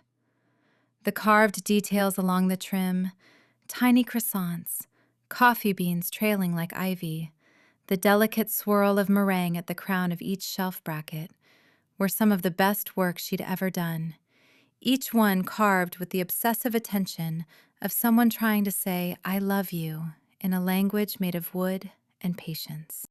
She ran her thumb over the croissant nearest the top. She hadn't worked on it in 10 days, since before the milkshake, since before the hand-holding at the counter, since before this whole beautiful, terrible experiment had begun. Today, for the first time in a long time, she wanted to work on it. She picked up a chisel, leaned close, and began carving a new detail into the corner bracket. A tiny, perfect milkshake glass with 2 straws. It was a stupid thing to add. Sentimental. The kind of detail that would only mean something to exactly 2 people in the world. She carved it anyway. The morning light came through the workshop windows in long, warm bars, and Griffin worked and didn't think about the experiment's end date, and added something new to a piece of furniture she might never be brave enough to give away. Chapter 7. Florian. The harvest stroll had turned Candle End Park into something out of a greeting card. Lanterns had been strung between the old maples, casting pools of warm amber light across the gravel paths. The white gazebo at the center of the park was draped with garlands of dried autumn leaves and miniature gourds, and someone had set up a cider station near the Silver Thread River that was doing a brisk trade in hot apple cider spiked with cinnamon and what Florian suspected was a generous pour of bourbon. The entire town had turned out. Families with strollers, teenagers clustered around the gazebo steps, the book club in their matching scarves. Even Mr. Haversham was here, crossword temporarily abandoned, eating kettle corn with the methodical precision of someone who approached all things, including snacking, with complete seriousness. And Florian was walking through it, with Griffin's hand in hers. Not because they needed to. The crowd was loose enough that they could have walked separately without anyone noticing, but because Rule 1 specified public displays of affection for the purposes of believability, and the harvest stroll was the most public event Fablewood had until Christmas. At least, that's what Florian told herself. The truth was that Griffin's hand felt good in hers, warm and steady and slightly rough from the workshop, with the particular grip of someone who was used to holding things carefully. Chisels, planes, pieces of wood that required precise pressure. Griffin held Florian's hand the same way, firmly but not tightly, with a gentleness that suggested she was aware of how much this cost and was trying to make it easy. It was not easy. Florian's entire nervous system had reclassified hand-holding as a Category 5 event, which was absurd because she'd held Griffin's hand before, in the corn maze at 13, crossing the icy bridge at 16, during the power outage 3 years ago when the bakery lost half a freezer of supplies and Florian had sat in the dark kitchen trying not to cry. Those had been comfort touches, friendship touches, the kind of physical contact that meant, I'm here, and nothing more. This was different. This was Griffin's thumb tracing an absent-minded circle against Florian's palm, and every circle sent a current up Florian's arm that settled somewhere behind her ribs in a way that had nothing to do with science. The cider smells good, Griffin said. Mm-hmm. Want some? Sure. They were speaking in monosyllables, which was new. Florian, who usually talked the way she baked, with elaborate flourishes and unnecessary embellishments, had apparently lost the capacity for sentences longer than 3 words because Griffin was touching the inside of her wrist now, just barely just enough. They got cider. They stood by the river and drank it, watching the lamplight play across the water, and Florian tried to organize her thoughts into something that didn't feel like raw batter, shapeless and messy and threatening to spill. Third data point, she said, pulling out her experiment notebook. Harvest stroll, public outing number 3. Baking quality this week, consistently excellent. Curse status, still dormant. Still dormant. She wrote it down, though the act of writing felt increasingly like a performance of its own, a way to frame what was happening between them as data rather than as the slow, terrifying accumulation of feelings she couldn't afford. Florian! Griffin! The voice cut through the evening like a fork through fondant, precise, delighted, and impossible to ignore. Beatrice Finch was bearing down on them from the direction of the cider station, Agnes half a step behind, both of them wearing matching plum-colored coats and expressions of absolute, uncontainable joy. "Well, isn't this lovely?" Beatrice said, her bird-bright eyes landing on their joined hands with the satisfaction of a detective confirming a key piece of evidence. Fablewood's newest sweethearts, out for a stroll. "It's just cider," Florian said weakly. "And hand-holding," Agnes noted. "Very public hand-holding." "Under lanterns," Beatrice added, "which is romantic." "Extremely romantic," Agnes confirmed. Florian felt her face ignite. She glanced at Griffin, who was wearing the particular expression of someone who found the situation both embarrassing and privately hilarious. Mouth pressed flat, a telltale crinkle at the corners of her eyes. "We're enjoying the stroll," Griffin said, in a tone that was perfectly pleasant and revealed absolutely nothing. "The lanterns are nice." "They are, aren't they?" Beatrice leaned in conspiratorially. "The events committee nearly went with fairy lights, but I argued for lanterns. Much more romantic. And it seems I was right." She beamed at their joined hands again.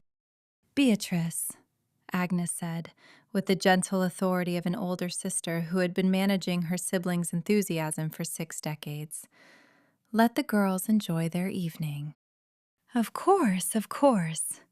We're just so pleased." Beatrice reached out and patted Florian's free hand with both of her own, her grip firm and her eyes slightly misty. "It's been such a long time since you've let someone... well, we're just pleased." She said it with such genuine warmth that Florian felt a pang of something complicated in her chest. Guilt, maybe, for deceiving people who cared about her. Or gratitude for living in a town where 2 elderly women in plum coats considered her romantic life a matter of personal investment. The Finch sisters swept away, already murmuring to each other, and Florian watched them go with the particular dread of someone who knew the grapevine had just received a high-priority update. "That went well," Griffin said. "They called us sweethearts." "They did. In public. Very much in public." Florian looked down at their hands, still joined, still warm, still sending small, persistent signals through her nervous system that she was going to have to deal with eventually. And then up at Griffin, who was watching her with an expression that Florian couldn't quite decode. It was patient and careful and something else, something underneath, like a flavoring note she could taste but couldn't name. "We should probably keep walking," Florian said. "For the performance." For the performance. They walked. Past the gazebo, along the river path, under the amber lanterns that Beatrice Finch had personally campaigned for. The crowd thinned as they moved toward the far end of the park, where the gravel path gave way to softer ground and the oldest maples formed a canopy of gold in rest. It was quieter here, darker. The lanterns were spaced farther apart, and the lamplight was softer, and Fablewood at night, from this angle, looked less like a greeting card and more like a secret, something intimate and gentle, meant to be shared between two people walking close together. A curl escaped Florian's bandana, the stubborn one, the one behind her left ear that always went first. And before she could tuck it back, Griffin reached over and did it for her. Her fingertips grazed Florian's temple, light as breath, barely there. And then, with the same careful deliberateness she brought to everything, Griffin leaned in and pressed a kiss to Florian's cheek. The world stopped. Not dramatically. The river didn't freeze, the lanterns didn't dim, the cider didn't suddenly taste different. It was smaller than that, quieter. It was the sensation of every sound falling away except the soft press of Griffin's lips against her skin, warm and dry and gone in an instant, and the whisper of her breath against Florian's ear as she pulled back. "For the performance," Griffin murmured. Florian's hand tightened in hers. Not a choice, a reflex, the involuntary response of a body that had been touched by someone and wanted, desperately, to be touched again. "Right," Florian said, and her voice came out different than she expected, thinner, breathier, as if someone had opened a window in her chest and let all the controlled air out. "The performance." They stood there.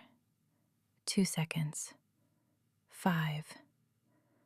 The lamplight was making Griffin's honey-colored eyes look almost golden, and the scar through her eyebrow was a small shadow, and she was close enough that Florian could see the tiny, involuntary movement of her throat when she swallowed. Something had changed. Not between them, or maybe between them, but definitely inside Florian, in the place where she organized her feelings into neat, labeled containers and kept the dangerous ones sealed tight. One of those containers had cracked. Not broken, not yet, but cracked, in the way a glaze cracks when it's been fired too fast. Hairline, barely visible, but structurally significant. "We should head back," Florian said. "Yeah." They turned. They walked back through the park, past the thinning crowd, past the cider station, past the gazebo where teenagers were taking selfies. They didn't let go of each other's hands. At the split on Lanternwick Lane, they stopped. "Thursday?" Griffin asked. The word was neutral. Her voice was steady. Her hand, in Florian's, was the only thing that gave her away. A slight tremor, barely perceptible. The kind of thing you'd only notice if you were paying very close attention. Florian was paying very close attention. "Thursday," she said. Griffin released her hand.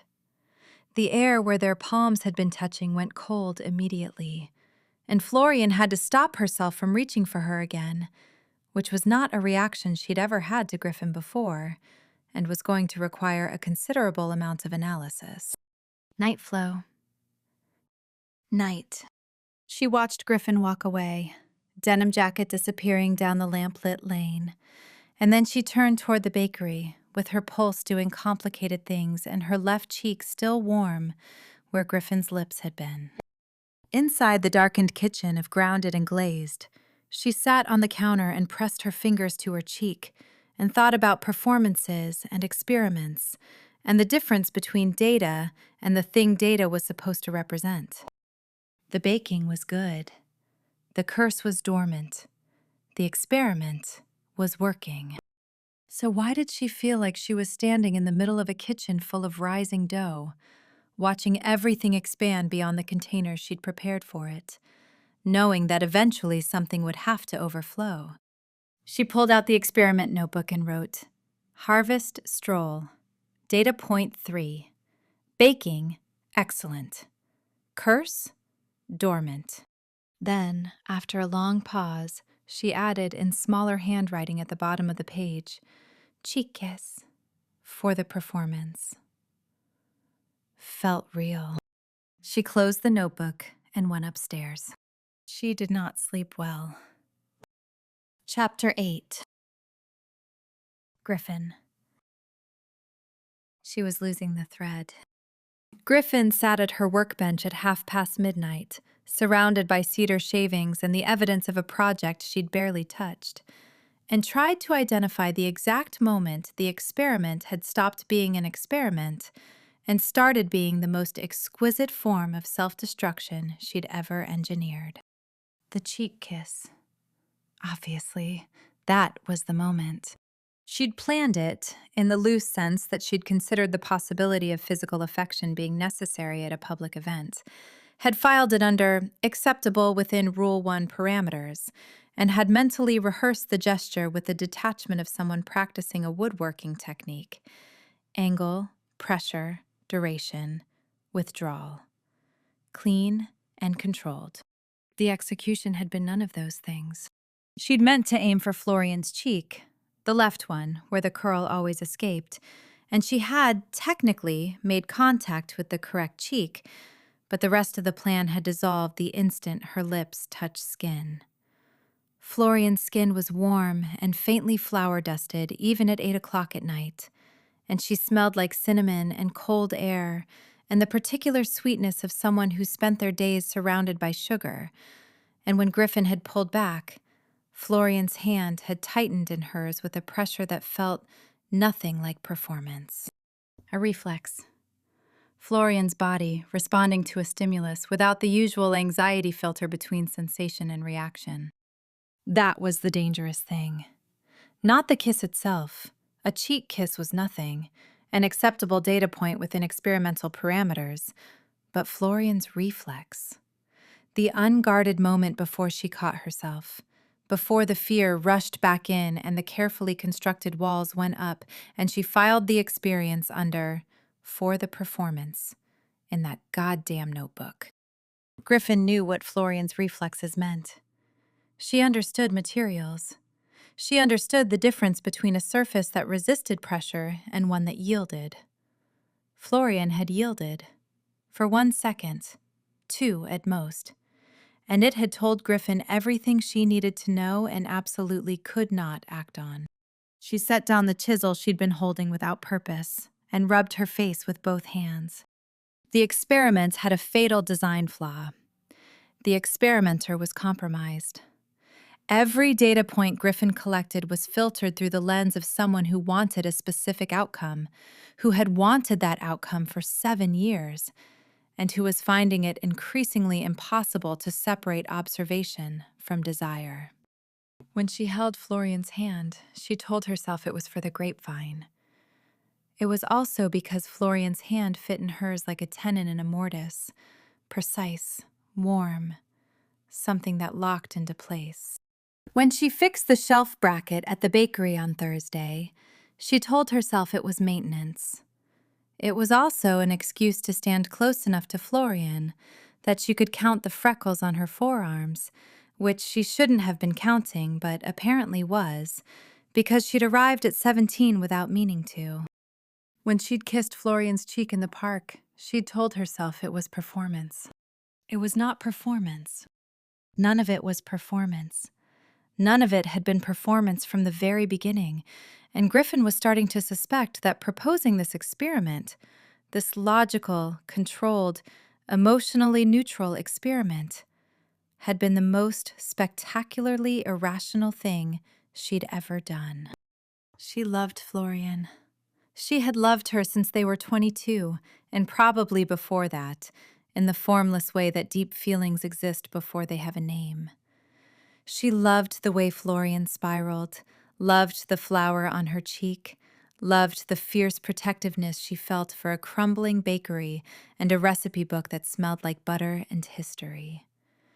She loved Florian's hands, which were always in motion, always reaching for something to shape.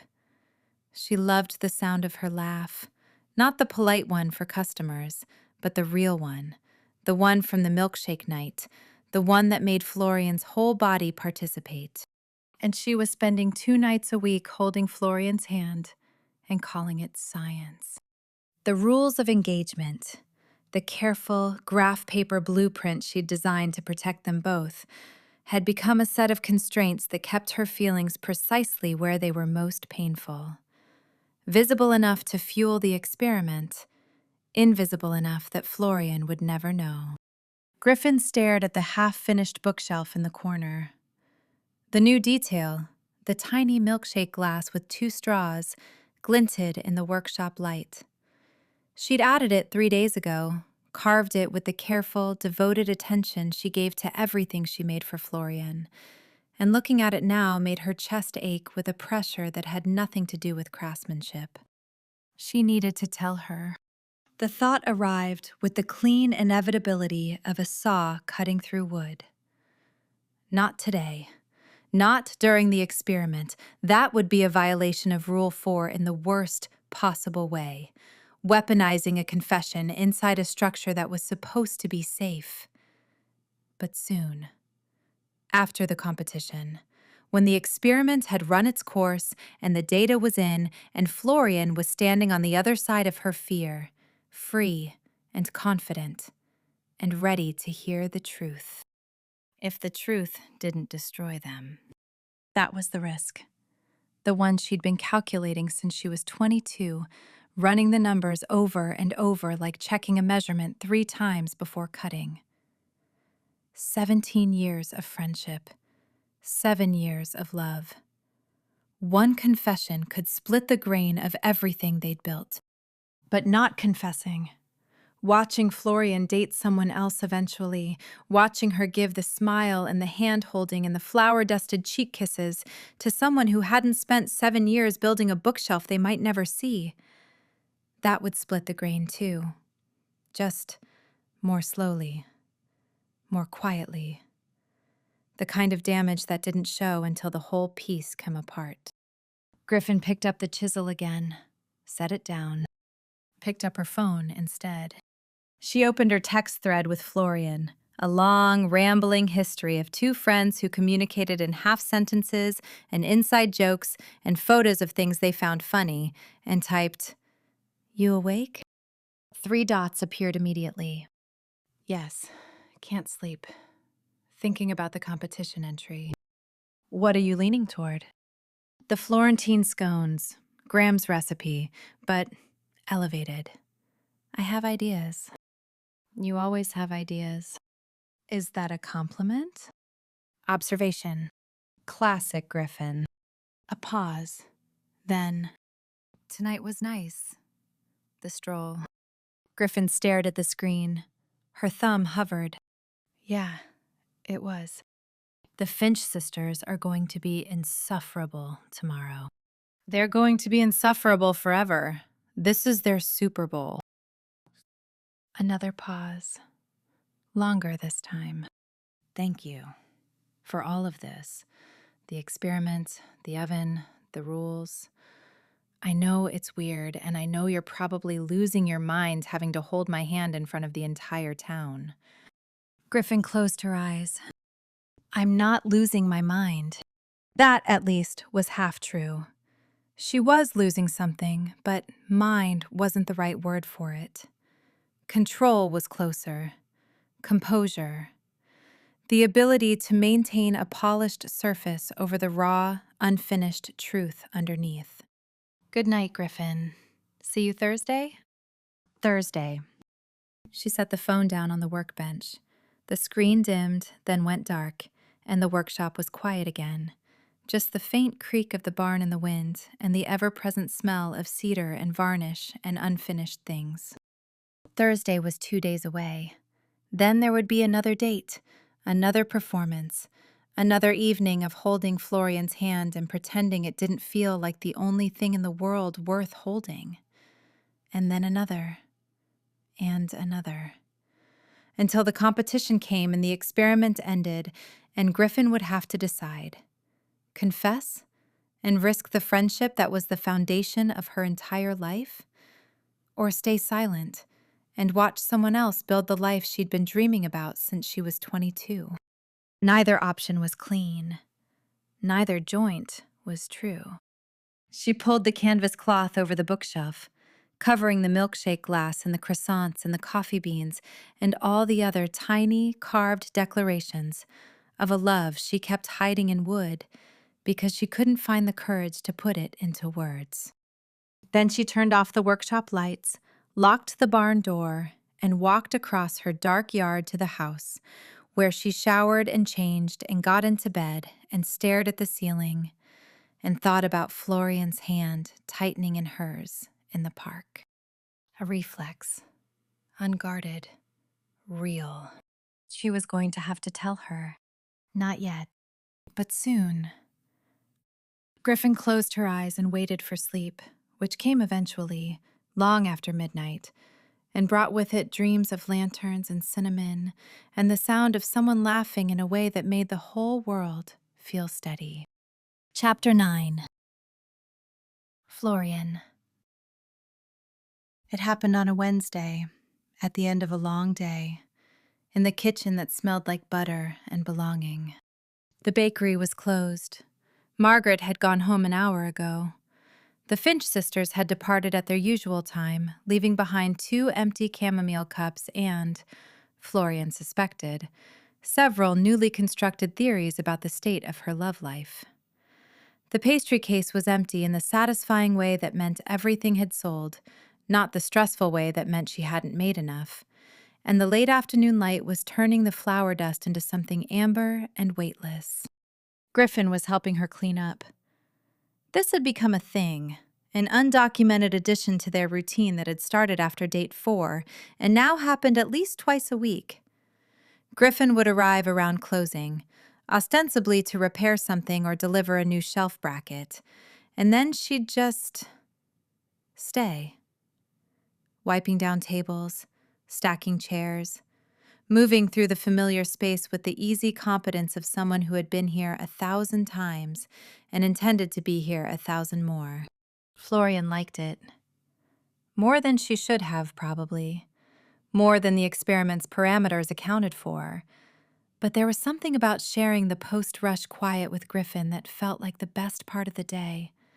The moment when the bakery exhaled and became, for a little while, just a kitchen, where 2 people existed together without the performance of it. Tonight, they were cleaning the counters and listening to the radio, something folksy and acoustic that the station played after 6. And Florian was recounting, with escalating gestures, the saga of the afternoon's catering disaster. The woman wanted a 3-tier cake for a baptism, shaped like a cross. A cross-shaped 3-tier cake, Griffin repeated, in the tone of someone who is going to let the absurdity speak for itself. I told her that structural engineering has limits, even in fondant.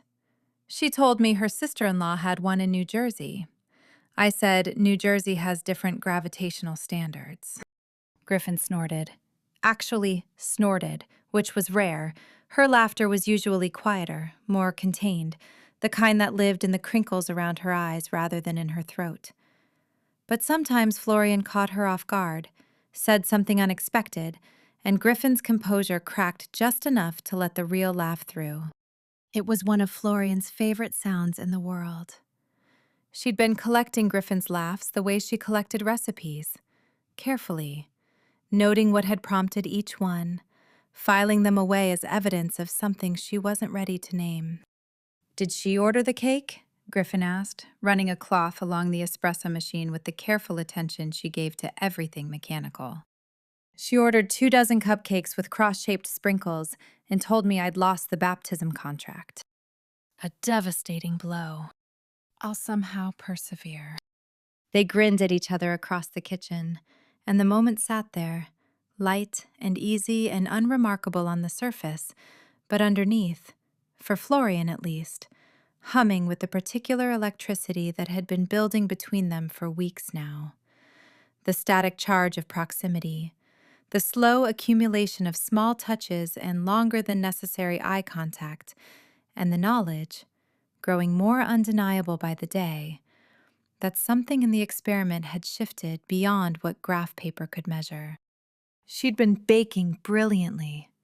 Every morning for 3 weeks, the pastry case had been full and the baking had been extraordinary. The kind of work that reminded her why she'd chosen this life, why she'd built everything around this kitchen and these recipes and the legacy her grandmother had left her. The competition was in 2 weeks. She had her entry, the Florentine scones elevated with a black cardamom caramel and a delicate lace of toasted almonds, and she'd been perfecting it daily, each iteration better than the last. The curse was silent. The experiment was working. And Florian was standing in her kitchen, with flour on her apron, and her best friend 6 feet away, and she was realizing, with the slow, devastating clarity of a souffle rising, that the experiment hadn't disproved the curse at all. It had proven something else entirely. "You've got flour," Griffin said, gesturing at her own cheek. "Right side, as always." Florian reached up to brush it away. Missed. Tried again. "Did I get it?" "Not even close." Griffin set down the cloth and crossed the kitchen. She moved with that unhurried certainty that was uniquely hers. No wasted motion, no hesitation. Just the steady approach of someone who knew exactly where she was going and what she intended to do when she got there.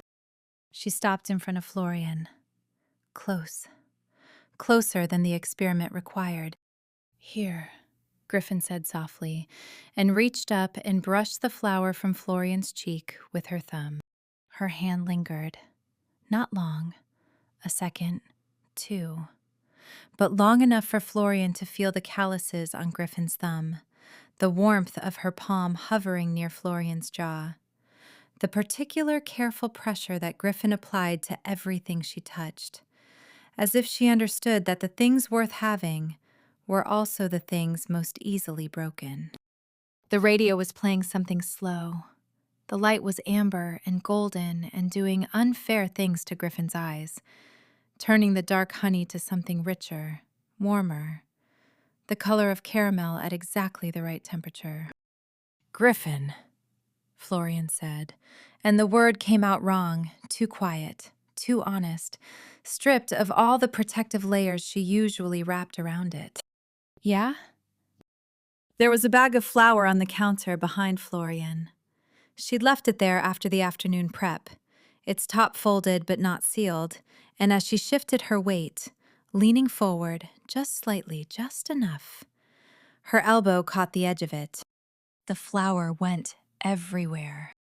A slow, spectacular cascade of white that poured off the counter and bloomed outward in a cloud, covering the floor, Florian's shoes, the front of Griffin's flannel, and approximately 30% of the air between them. It was the kind of catastrophe that, in a normal context, would have prompted swearing and a broom and 20 minutes of cleanup. What it prompted instead was laughter. Griffin looked down at herself, dusted in flour from chest to boot, and the laugh broke out of her like something that had been waiting. Full and warm and completely uncontrolled, the kind that creased her whole face and made the scar through her eyebrow disappear into laugh lines. And Florian was laughing too, because the flour was everywhere and Griffin's flannel was white and it was absurd. All of it. The experiment, the curse, the fact that she couldn't even lean towards someone without creating a baking-related disaster. And the laughter took the anxiety and the overthinking and the weeks of careful, controlled pretending and swept it all away, leaving nothing but this. 2 women standing in a cloud of flour, laughing until they couldn't breathe. Griffin reached up and wiped her eyes, leaving a streak of flour across her forehead. "You," she managed, "you flower bombed me. It was an accident. You look like a ghost. You look like you fell in a snowbank." They were both white with it, covered. And they were standing so close that Florian could feel the warmth of Griffin's laughter against her face, could see the tiny grains of flour caught in her eyelashes, could count every fleck of gold in those honey-dark eyes. The laughter faded. Not all at once. It trailed off slowly like music at the end of a song, settling into something quieter and more charged, the silence after a held note. Griffin was looking at her. Not the way she usually looked, Measured, observational, carefully calibrated, but openly, with something raw and unfinished in her expression. The way Florian imagined a piece of wood looked before the sanding, before someone smoothed the surface and hid the grain. And Florian stopped thinking. She stopped thinking about the curse and the competition and the experiment and the graph paper rules and the Finch sisters and the $15,000 and the oven and the roof and every single thing she'd been using as a wall between herself and the truth of what she felt. She closed the distance and kissed her. Not the cheek, not performance, not science. Griffin's lips were warm and tasted faintly of the cider they'd been drinking earlier. And the kiss was soft, tentative at first, the gentle pressure of someone who had just jumped off a cliff and was still deciding whether to panic. And then Griffin's hand came up to Florian's jaw, cradling it with the same careful precision she gave to everything precious. And the kiss deepened into something that felt like coming home after a very, very long time away. The flour settled around them in slow, white spirals. Florian kissed her, and Griffin kissed her back, and the radio played its acoustic folk song to an audience of empty chairs and cooling ovens. And for one perfect, suspended moment, Florian Fields was not afraid of anything at all. When they finally broke apart, slowly, reluctantly, with the dazed expression of two people who had just rewritten the fundamental terms of their relationship, they stayed close, forehead to forehead, Griffin's hand still against Florian's jaw. Florian's fingers curled into the flour-dusted front of Griffin's flannel. "That wasn't," Florian started. "No," Griffin said. "That wasn't for the experiment." "No." "Okay." They stood there, breathing. The flour dust hung in the amber light like tiny stars, like the first morning Florian had walked into this kitchen and thought, "This is mine. This is where I belong." "I should go," Griffin said, very quietly, in the voice of someone who absolutely did not want to go, but understood that staying would mean saying things that might change everything. "Yeah," Florian said, equally quietly, in the voice of someone who wanted Griffin to stay more than she'd wanted anything in a very long time, and was already terrified about what that meant. Griffin stepped back. Her hand left Florian's jaw, and the absence of it was a physical thing. A cold spot where warmth had been, like opening the oven door and letting the heat rush out. "Good night, Flo." "Good night." Griffin walked to the kitchen door, stopped, turned back. "The flour looks good on you," she said, and there was something in her voice, a crack, a tremor, the sound of a surface that had been sanded smooth finally revealing the raw wood underneath. And then she was gone, the bell chiming behind her, and Florian was alone in the flour-dusted kitchen with her heart hammering and her lips tingling and the absolute, incandescent certainty that she had just done something she couldn't undo. She pressed her fingers to her mouth. She was giddy, breathless, incandescently, terrifyingly happy, the kind of happy that made everything look different, that turned the familiar kitchen into a place where something miraculous had just occurred, that made the flour on the floor look like snow and the amber light look like gold. She cleaned up the flour. She turned off the radio. She locked the kitchen and climbed the stairs and sat on her bed and stared at the ceiling with a smile she couldn't control. She didn't write in the experiment notebook. There was nothing scientific about what had just happened. Nothing controlled, nothing measured, nothing that could be graphed or analyzed or explained by rules on graph paper. It was just a kiss. The best kiss. The only kiss that had ever made her feel like her heart and her hands and her whole self were aligned, working in harmony, producing something that couldn't be replicated by technique alone.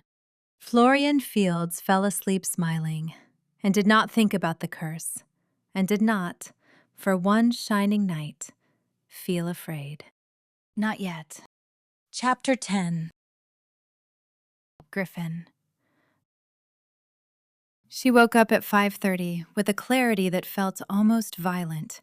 The kind of morning where consciousness arrives fully formed, without the usual merciful buffer of drowsiness, and dumps everything from the previous night directly into your brain like upending a toolbox.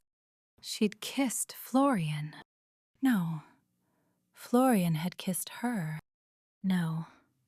They'd kissed each other in a flour-dusted kitchen, while the radio played something she couldn't remember, and the world had briefly, beautifully, made complete and perfect sense. Griffin lay in bed and stared at the ceiling, and let herself have 5 minutes, exactly 5, timed on the clock beside her bed, because even her emotional breakdowns required structure, to replay every detail. The way Florian had said her name, stripped of every protective layer, the softness of her lips, the way her fingers had curled into Griffin's flannel, pulling her closer, as if she'd been waiting to do exactly that for a very long time. 5 minutes. Then she got up, showered, dressed, and drove to the bakery with a plan. The plan was simple. Arrive at 7:15, as always. Act normal, as always. Drink coffee, eat a pastry, have a conversation about the weather or the competition or whatever neutral territory Florian needed them to inhabit this morning. And at some point, when the moment was right, when the bakery was quiet and the performance was unnecessary and it was just the two of them, she would tell Florian the truth. Not all of it. Not the 7-year confession, not the bookshelf. Just the essential part. The kiss wasn't fake for me. It was never fake for me. And if you want to stop the experiment and start something real, I'm here. She rehearsed it on the drive. The words felt solid, clean, the kind of thing you could build on. She parked behind the bakery, walked around to the front door, pushed through. The bell chimed, and she knew immediately that something was wrong. The pastry case was empty. Not the good kind of empty, the bad kind. The kind where there should have been croissants and morning buns and the test batch of Florentine scones that Florian had been perfecting for weeks.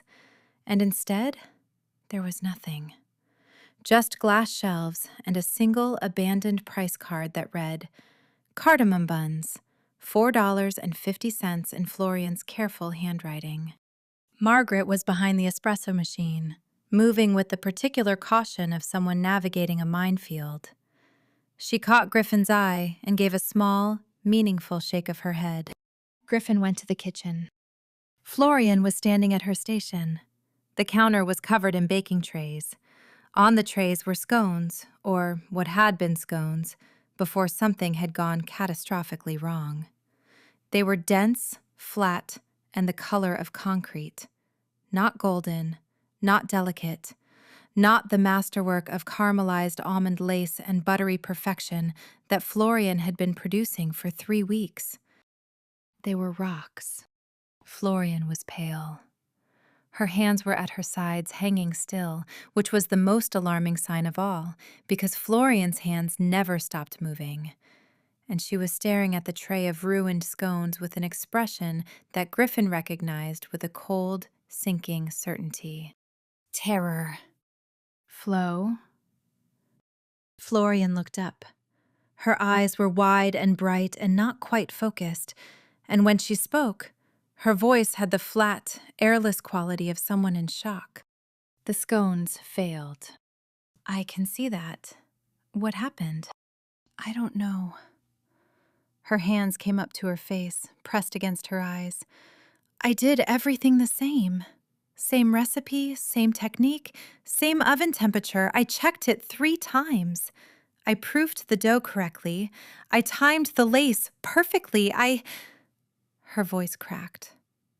They turned to stone, Griffin. They're rocks. It could be the oven. The elements I fixed might have... It's not the oven.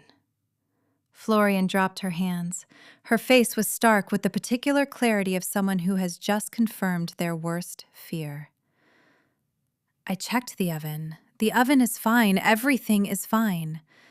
Everything was exactly the same as yesterday, except... She stopped. The silence in the kitchen was thick enough to cut. Except, Griffin said, though she already knew what Florian was going to say, could feel it coming the way you could feel a fault line in wood before the split. That tiny, terrible wrongness that meant the whole piece was about to come apart. Except last night, Florian whispered.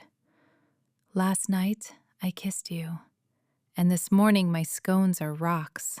Florian, the curse. Her voice was climbing now, pitching toward the register she only hit when the anxiety was winning, when the spiral was stronger than the logic, when the fear had teeth. The curse is real. It's been real the whole time. The experiment didn't disprove it. It just hadn't been triggered yet because the dates were fake. And the minute something was real, the minute I actually felt...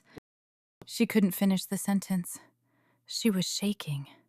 Her whole body was shaking, a fine tremor that Griffin could see in her hands and her shoulders and the muscles of her jaw. And it was the most gutting thing Griffin had ever witnessed, watching someone she loved come apart in front of her. Not because of anything real, not because of magic or destiny or a century-old curse, but because of fear. Flo, listen to me. Griffin stepped closer. She wanted to take Florian's hands, wanted to hold her steady the way she always did. But Florian's body language had gone rigid. Arms crossed, shoulders hunched, every line of her forming a barricade. The scones failed because something went wrong with the recipe. Stress. A variable you missed. A bad batch of flour. There are 100 explanations that don't involve... 100 explanations, Florian repeated, and her voice had gone quiet now, which was worse than the panic. The terrible calm of someone who had already made a decision. But only one that makes sense. Only one that explains why every Fields baker who falls in love watches their gift die. That's a story. That's a story people told so many times it started feeling true. My grandmother's story. My mother's story. Aunt Sophie's story. Florian's chin lifted. The trembling hadn't stopped, but her eyes had hardened. And now mine. Florian, you can't! The experiment is over. The words landed in the kitchen with the finality of a blade against a cutting board.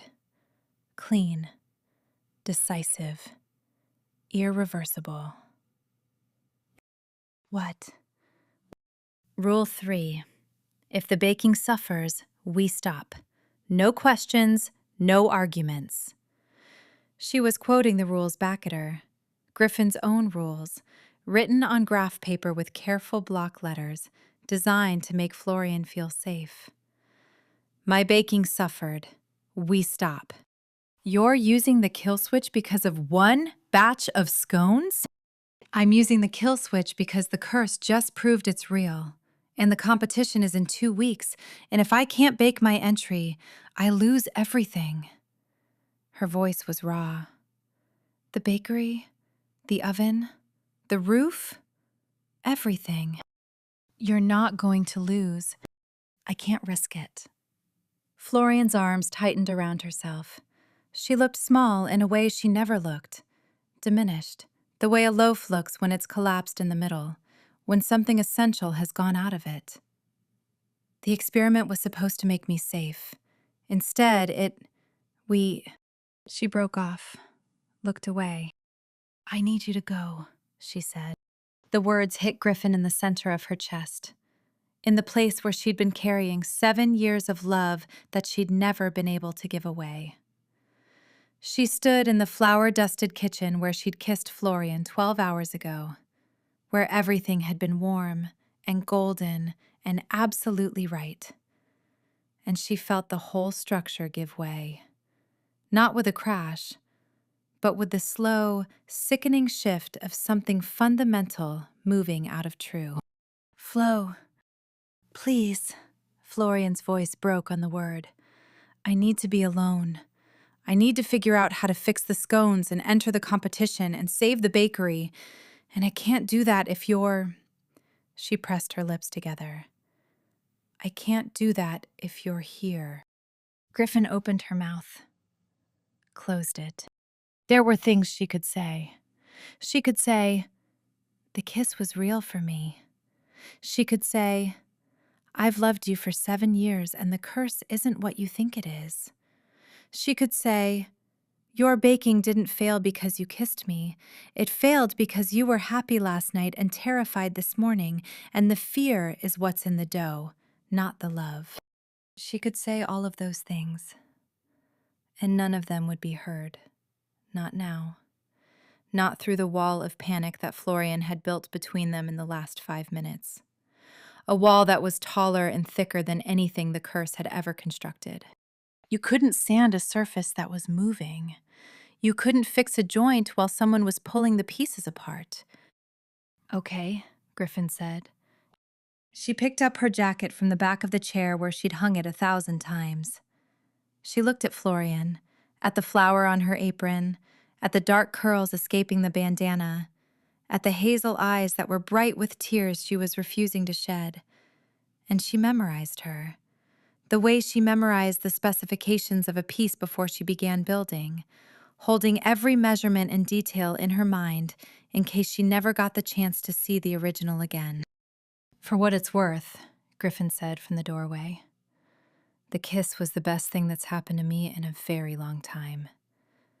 And I don't think it ruined anything. Florian didn't respond. Her jaw was clenched, and her arms were wrapped around herself, and she was looking at the ruined scones as if they were a verdict. Griffin walked through the kitchen door, past Margaret, who looked at her with soft, knowing eyes but said nothing, and out through the front of the bakery.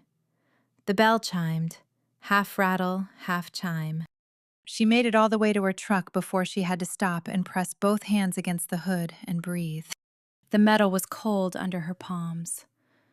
The October morning was bright and sharp and completely indifferent to the fact that Griffin O'Malley's heart had just been removed from her chest with surgical precision by a woman who thought love was a curse and couldn't see that the only thing destroying her baking was her own fear. She drove to the workshop, parked, sat in the truck for 10 minutes.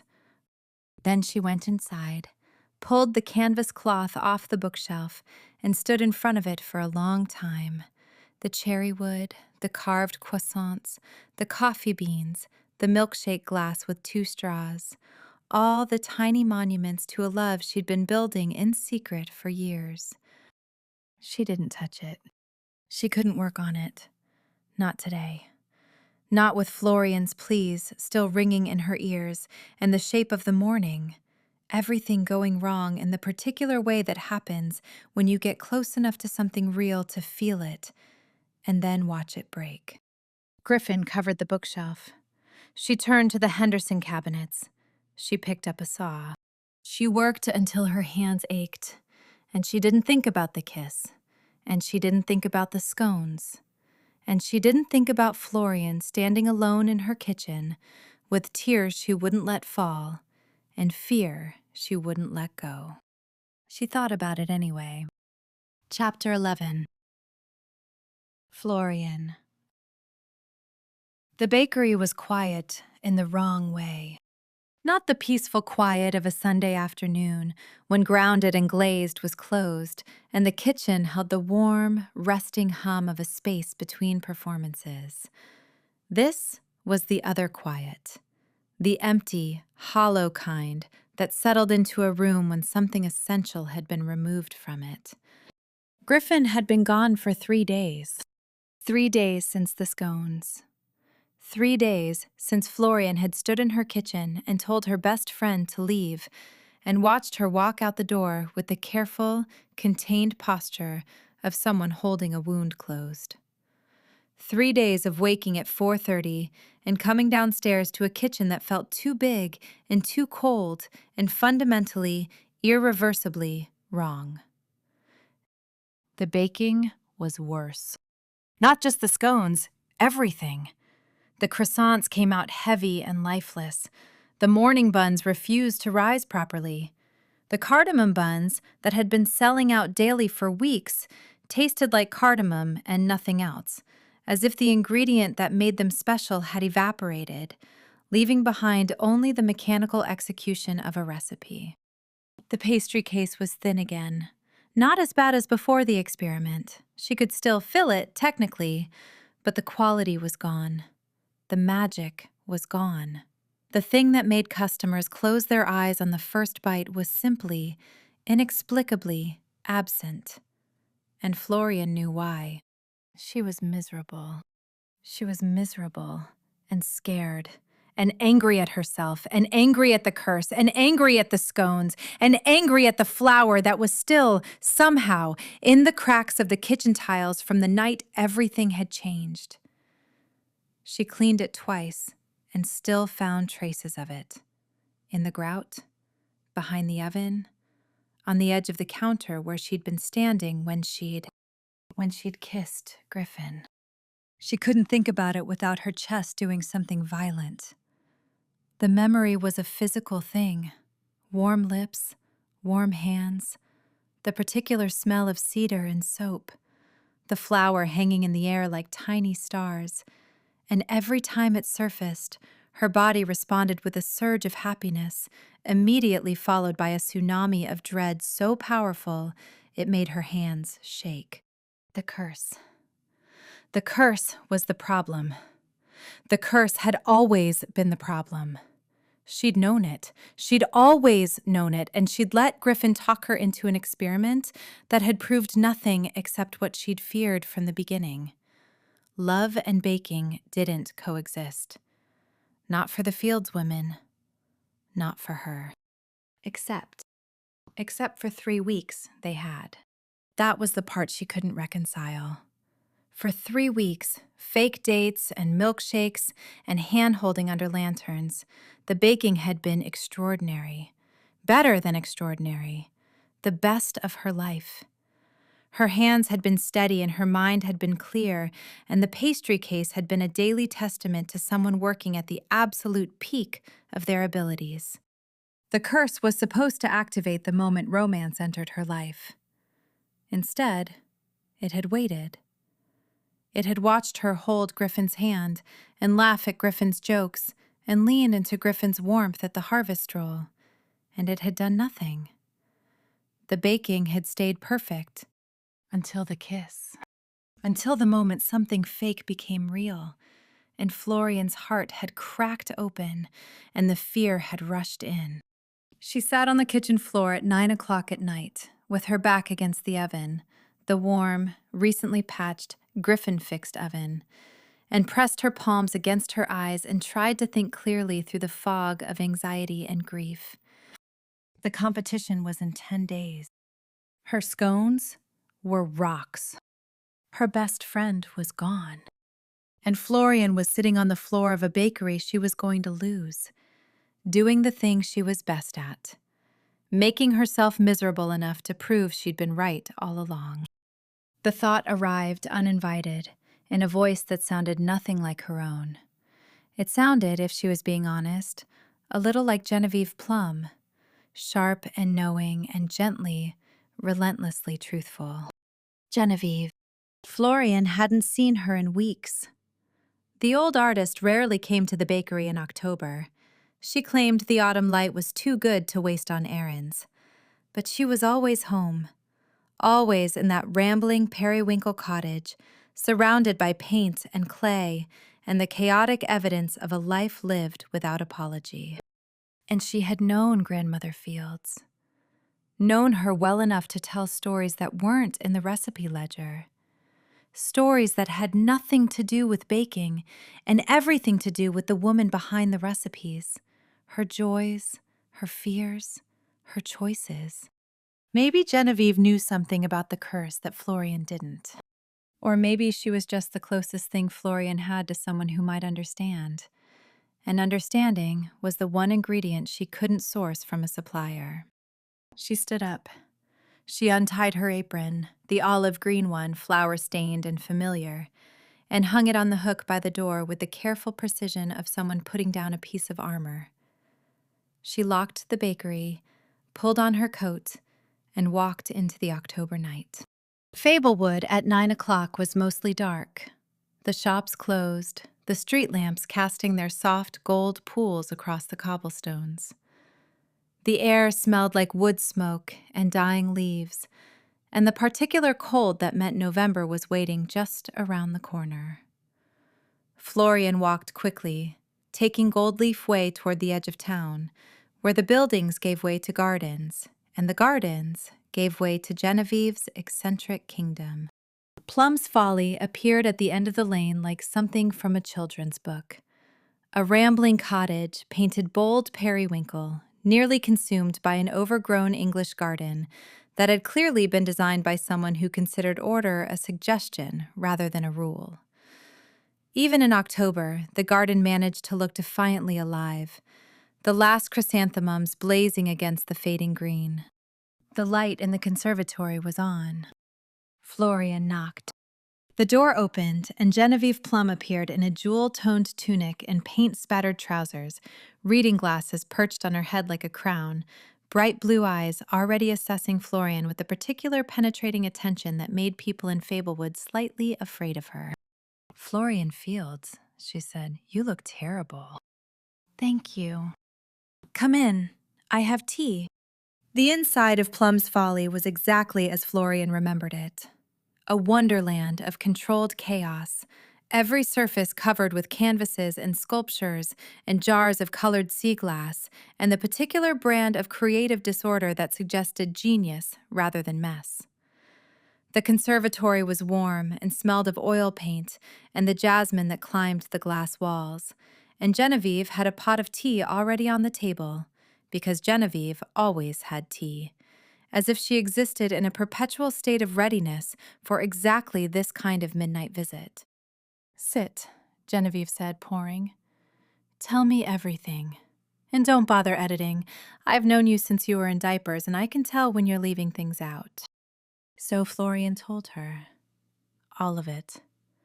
The competition, the experiment, the fake dates, the milkshakes, the Finch sisters and their menu held upside down, the 3 weeks of brilliant baking, the kiss, the real one, in the kitchen with the flour falling around them, and the morning after, the ruined scones, the terror, the wall she'd built between herself and Griffin in the space of 5 minutes. Genevieve listened without interrupting. She poured more tea. She adjusted her reading glasses, and when Florian finished, hoarse, drained, sitting in a conservatory that smelled like jasmine and paint while her bakery sat dark and quiet 2 miles away, Genevieve set down her cup and said, "And you think the curse caused the scones to fail?" "Yes." "Because you kissed someone." "Because I kissed Griffin, and the next morning—" "You panicked," Genevieve said calmly. "Not the same thing." Florian opened her mouth, closed it. "My dear girl." Genevieve leaned forward, and her bright eyes were kind in the particular way that meant she was about to say something that would hurt. "Let me tell you something about your grandmother. She lived by the curse. She gave up love to protect her baking." "She did. And do you know what happened?" Genevieve's voice was quiet but precise. "She baked beautifully for 40 years. And she was lonely for 40 years. And the baking, the real baking, the kind that made people weep, that started to fade long before she died, not because she'd fallen in love, but because she'd spent so long being afraid that the fear had become a part of everything she made." Florian stared at her. "Your grandmother didn't lose her gift because of love," Genevieve said. "She lost it because of the absence of it, because she'd cut off a part of herself, the part that felt joy and connection and all the messy, terrifying things that make a heart worth having. And the baking knew. Baking always knows." "But Aunt Sophie—" Sophie was anxious about Caroline. She was afraid of what people would say, afraid it would prove the curse true, afraid of being happy. And the fear got into her bread the same way it's getting into your scones right now. Genevieve's hand covered Florian's, warm, paint-stained, steady. The curse isn't love, Florian. The curse is fear. It's always been fear. The words settled into the warm conservatory air, and Florian felt them land, not in her head where she could argue with them, but somewhere deeper, somewhere below the anxiety, in the place where she knew things without being able to explain how. The baking had been perfect during the experiment, not because the dates were fake, but because Florian had been happy, relaxed, laughing at birdhouse stories and drinking milkshakes and holding Griffin's hand under lanterns without the crushing weight of belief that it would ruin everything. And the scones had failed the morning after the kiss, not because the kiss was real, but because Florian had woken up terrified of what the kiss meant, had walked into the kitchen with her hands already shaking, had poured her panic into the dough like salt into a sweet recipe. The curse wasn't magic. It was her. "Oh," Florian said, and the word came out small, the sound of something fundamental shifting, a foundation realigning. Genevieve smiled. "There it is. I've been doing this to myself for 5 years. Your grandmother did it for 40. Genevieve squeezed her hand. "But you don't have to, Florian. That's the part of the story nobody tells. You can choose differently." Florian sat in the jasmine-scented conservatory, surrounded by paintings and sculptures and the evidence of a woman who had spent 75 years creating without fear. And she felt the curse, the heavy, inherited, fear-built thing she'd been carrying since she was 23, begin, very slowly, to crack. Not break. Not yet. Cracking took time, the way rising dough took time, the way anything worth having required patience and warmth and the willingness to wait. But the crack was there, a fracture in the foundation, a place where light could get in. "I need to talk to Griffin," Florian said. "Yes," Genevieve agreed. "You do. The competition is in 10 days. Then you'd better get started." Florian looked at the tea, half drunk and cooling. She looked at Genevieve, whose bright blue eyes held the particular expression of someone who had been waiting a long time for a student to arrive at the right answer. "Thank you," Florian said. "Thank me by winning that competition," Genevieve said, "and by not making your grandmother's mistake." Florian walked home through the dark streets of Fablewood with the October cold sharp on her face and something new in her chest. Not the absence of fear, because the fear was still there, but the beginnings of something stronger than the fear, something that felt like clarity, like determination. Like the first morning she'd walked into Grounded and Glazed and decided this was hers, and she would fight for it, and nothing, not a crumbling oven, not a leaky roof, not a century-old legend would take it away. She let herself into the bakery. She tied on her apron.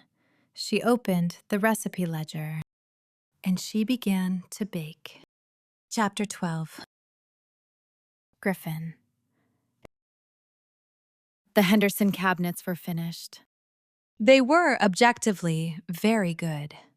Clean lines, precise dovetails, a satin finish that caught the light exactly right.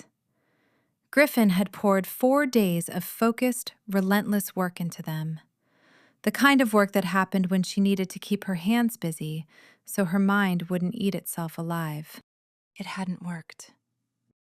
She sat on the workshop floor with her back against the workbench and her phone face down beside her, because looking at it meant checking to see if Florian had texted, and Florian hadn't texted. And looking at the absence of a message was worse than not looking at all. 4 days.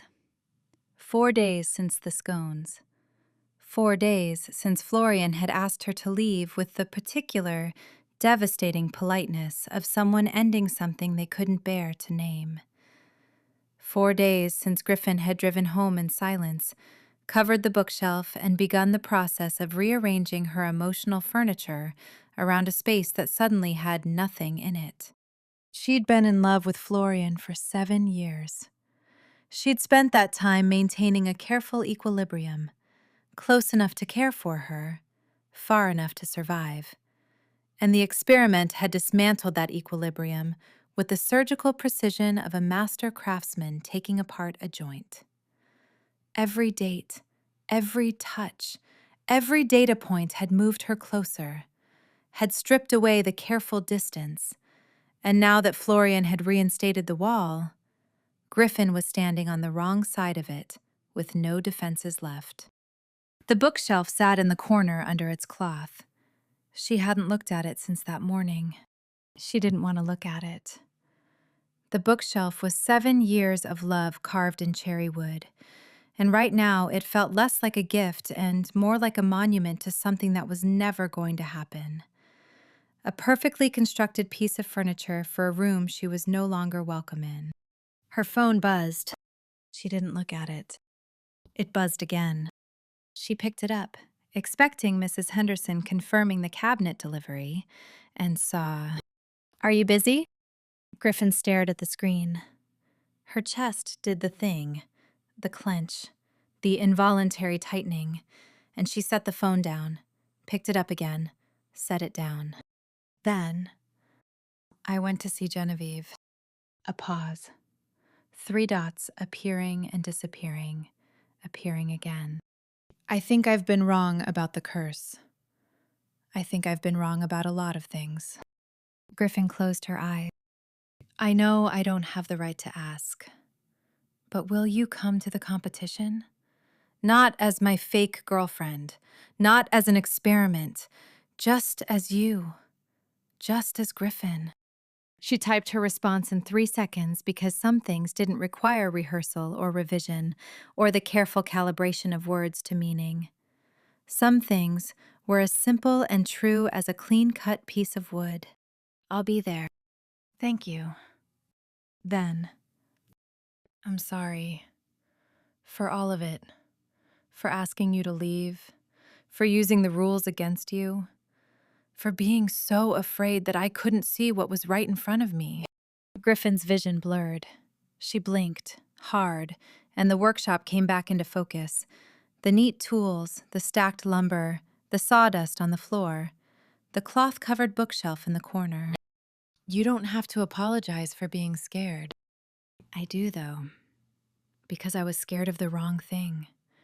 I was scared of love ruining my baking, but the thing that actually ruined my baking was being afraid.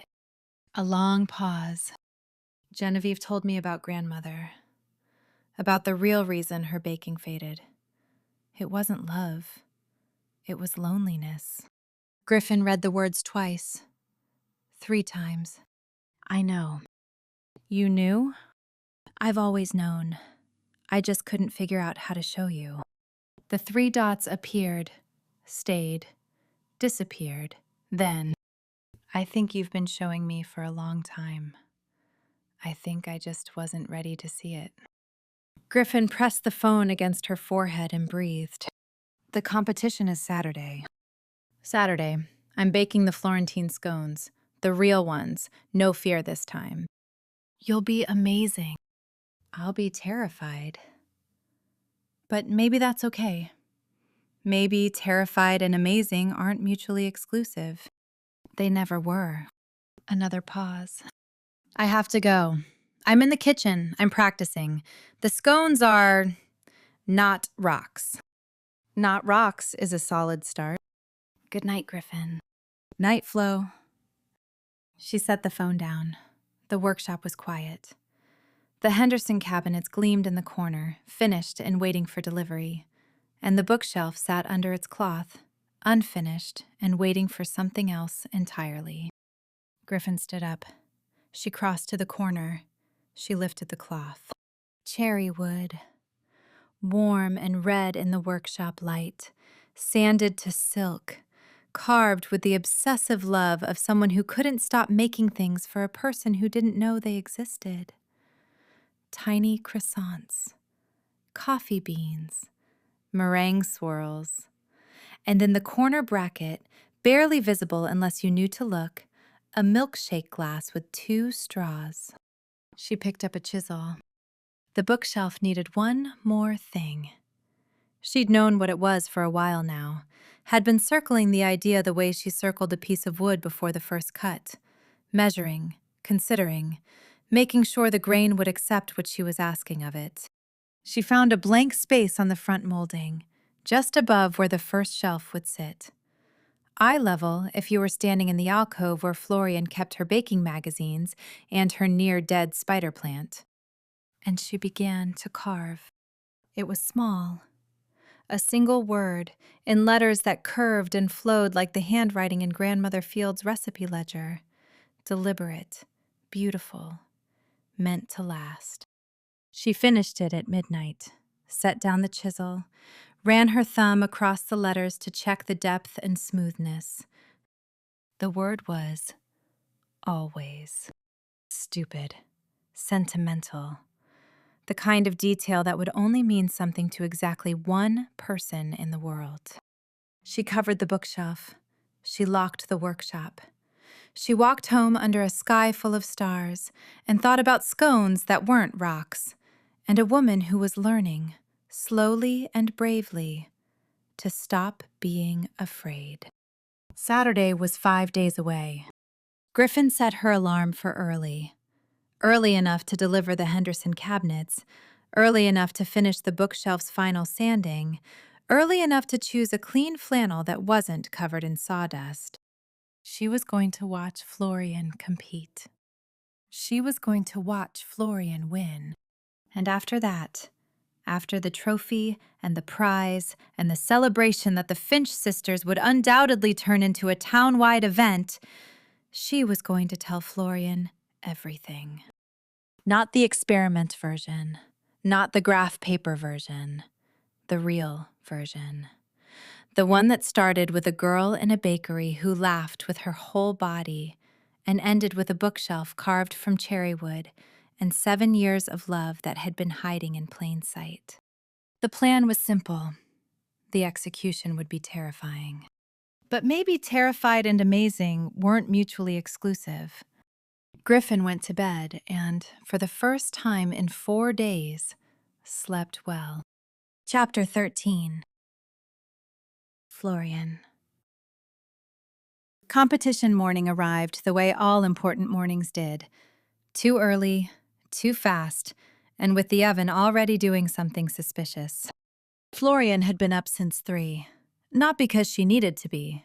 The competition didn't start until 10, and Hearthglen Hall was a 12-minute walk from the bakery. But because her body had apparently decided that sleep was optional when the stakes included $15,000, the survival of her family business, and the possibility that she'd finally figured out the difference between a curse and a cage. She'd spent the last 5 days baking. Not the frantic, anxiety-driven baking of the weeks before, the kind that produced technically correct but emotionally vacant pastries, the kind that tasted like obligation. This was different. This was the baking she'd done during the experiment's best days, when the pastry case had been full and the croissants had 27 visible layers, and everything she touched turned into something that made people close their eyes on the first bite. The difference was in her hands.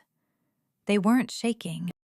After Genevieve's conservatory and the conversation that had cracked the foundation of everything Florian had believed about herself, something had shifted. Not magically. Nothing about the last 5 days had been easy or painless, or free of the anxiety that was as much a part of her as her fingerprints. She still woke up afraid. She still felt the curse lurking in the corners of the kitchen, whispering that she was wrong, that Genevieve was wrong, that the scones would fail again. But beneath the fear, for the first time in 5 years, there was something stronger. a quiet, stubborn certainty that felt less like confidence and more like defiance. The particular determination of someone who had been told their whole life that they couldn't have two things at once, and had finally decided to try. The scones were good. Not just good. They were the best Florentine scones she'd ever made. The base was buttery and tender, with a warmth from the black cardamom that bloomed on the tongue like a conversation deepening. The lace of caramelized almonds was golden and intricate, shattering at the first bite into something that tasted like autumn and comfort and the particular sweetness of things made with care.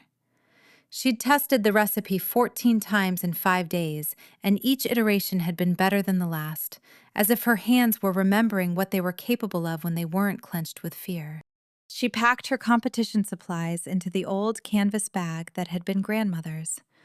Measuring cups, her favorite offset spatula, the small ceramic bowl she used for tempering chocolate that was chipped on one side and perfect in every way. And then she opened the recipe ledger. She'd been thinking about this for days. The ledger was sacred. It had always been sacred. Her grandmother's handwriting, her great-grandmother's recipes, the accumulated wisdom of a family that had been baking in Fablewood for over a century. Florian had never added more than margin notes. She'd never felt she had the right. But this morning, standing in the quiet kitchen at 3:45, with the October darkness pressing against the windows and the oven warming up behind her, she picked up a pen. She turned to the page after her grandmother's last entry, a recipe for honey walnut bread dated 22 years ago, and she wrote, in her own careful handwriting, Florian's Florentine Scones, competition version. The secret ingredient is not in the recipe. Bake with a steady heart. F. Fields. She closed the ledger and placed it carefully on its shelf. Her hands were steady. Her chest felt open, like a window thrown wide after years of being shut. The oven beeped, 400 degrees, holding steady. Florian smiled, a small, private smile, the kind that didn't need an audience, and began the final prep. By 8 o'clock, Margaret had arrived to run the bakery. "Go win that trophy," she'd said, with the matter-of-fact authority of someone who considered the outcome a foregone conclusion. And Florian was walking down Lanternwick Lane toward Hearthglen Hall, with her canvas bag over her shoulder, and her heart doing something that felt less like panic and more like anticipation. Fablewood was already buzzing. The competition had transformed the town's central hall into something between a county fair and a gladiatorial arena. Banners hung from the lampposts. Peregrine County Baking Competition, 47th Annual. And a steady stream of townspeople was flowing toward the hall's double doors with the focused enthusiasm of people who took baked goods very seriously. The Finch sisters were already inside. Of course they were. Florian spotted them immediately. Front row seats, matching navy cardigans, expressions of intense anticipation. When Beatrice saw Florian, she clutched Agnes's arm with both hands and whispered something that made Agnes nod so vigorously her glasses slipped. There were 12 baking stations set up in the hall, each equipped with an oven, a counter, and a basic set of tools. Florian found hers, Station 7 near the back, with a view of the judge's table and the audience seating, and began unpacking her supplies with the focused precision of a surgeon preparing for a procedure. The other contestants were filing in. Florian recognized some of them: Martha Peake from Ridgemont, who was famous for her brioche, the Delgado twins, who ran a patisserie in Cedar Falls and communicated entirely through meaningful looks. And there, at Station 12, was Victor Ashby, 3-time Peregrine County champion, unpacking a set of copper bowls with the serene confidence of someone who expected to win. Florian ignored them all. She set up her station, arranged her ingredients in order of use, the way grandmother had taught her, the way that turned chaos into choreography, and waited for the clock to start. At 9:55, the hall doors opened one final time, and Griffin walked in. She was wearing the clean flannel, the dark green one that Florian had only seen a handful of times, reserved for what Griffin considered formal occasions, which apparently included baking competitions and the funerals of people she'd particularly liked. Her light brown hair was slightly less disheveled than usual, suggesting she'd made an effort.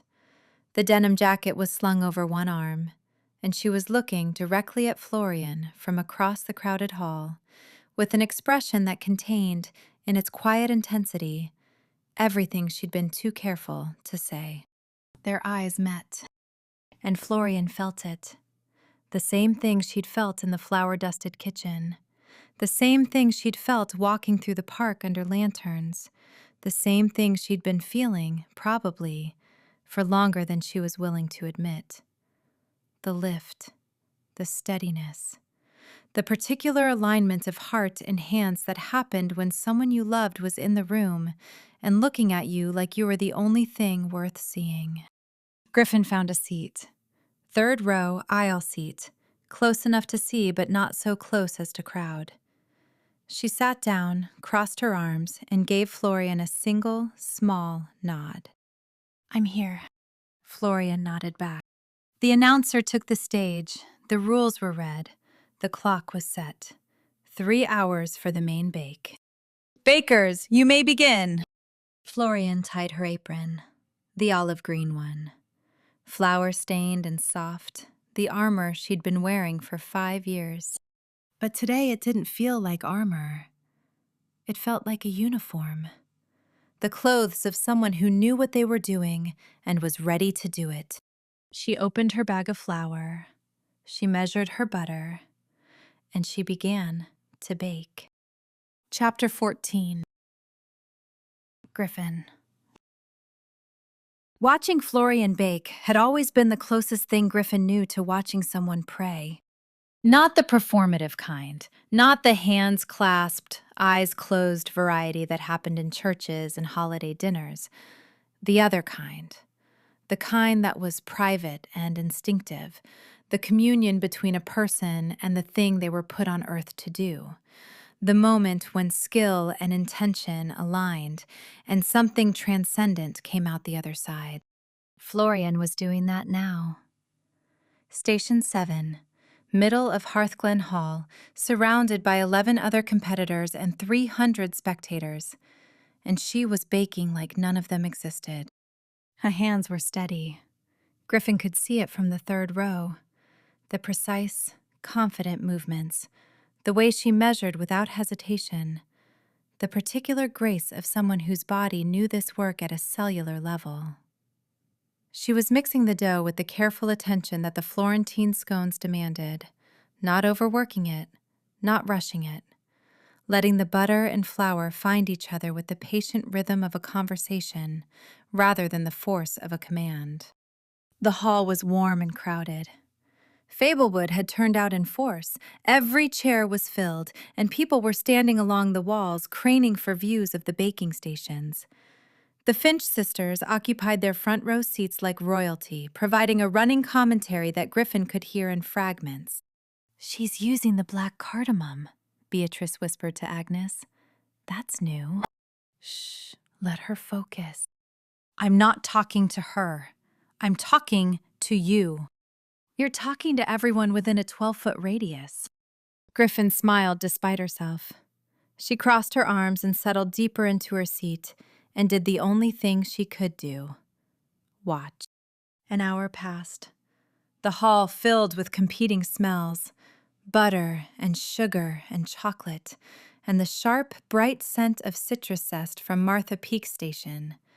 The Delgado twins were working in perfect synchronization, like two halves of the same baker, and Victor Ashby was producing something elaborate involving spun sugar that was clearly designed to intimidate.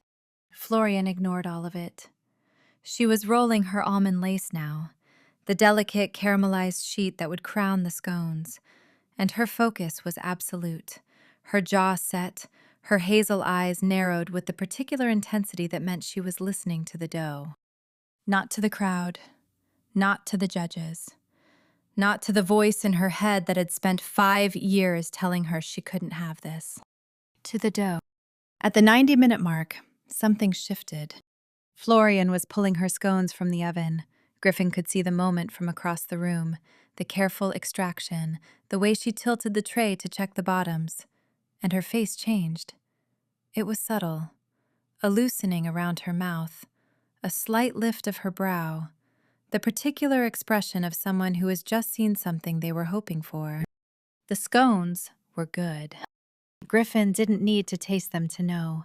She could read it in Florian's posture, in the way her shoulders dropped half an inch, in the way her hands moved with renewed confidence as she began the delicate process of applying the almond lace. Every gesture was precise and unhurried, the work of someone who trusted what they were making and, more importantly, trusted themselves. The timer on the wall read 1 hour and 15 minutes remaining. Florian was ahead of schedule. The scones were cooling, the lace was setting, and she had time she hadn't expected, time that sat in her hands like a gift.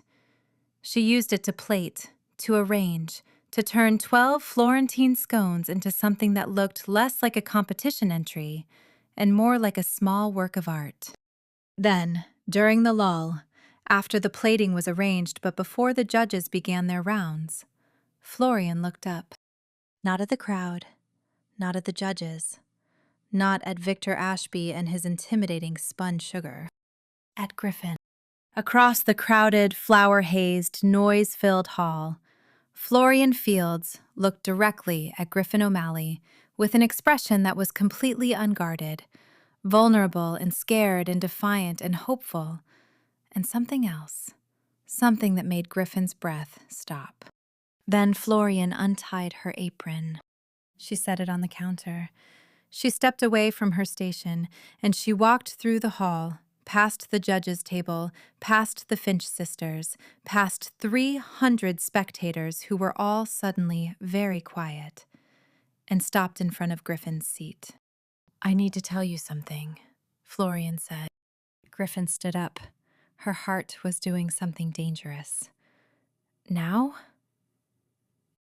"Now, before I lose my nerve." The hall was watching. Every head had turned. Beatrice Finch had both hands pressed over her mouth. Agnes had taken off her glasses as if she wanted to make sure she was seeing this clearly. "The experiment was supposed to prove the curse wasn't real," Florian said, and her voice carried in the hushed hall, not because she was projecting, but because 300 people were holding their breath. "And it did prove that, but it also proved something else. Flo, it proved that I've been in love with you." She said it simply, directly, with the precision of someone placing the final ingredient in a recipe they'd been perfecting for a very long time. Not fake, not for the experiment, not for the grapevine or the Finch sisters or the performance. For real. For... Her voice wavered, just slightly.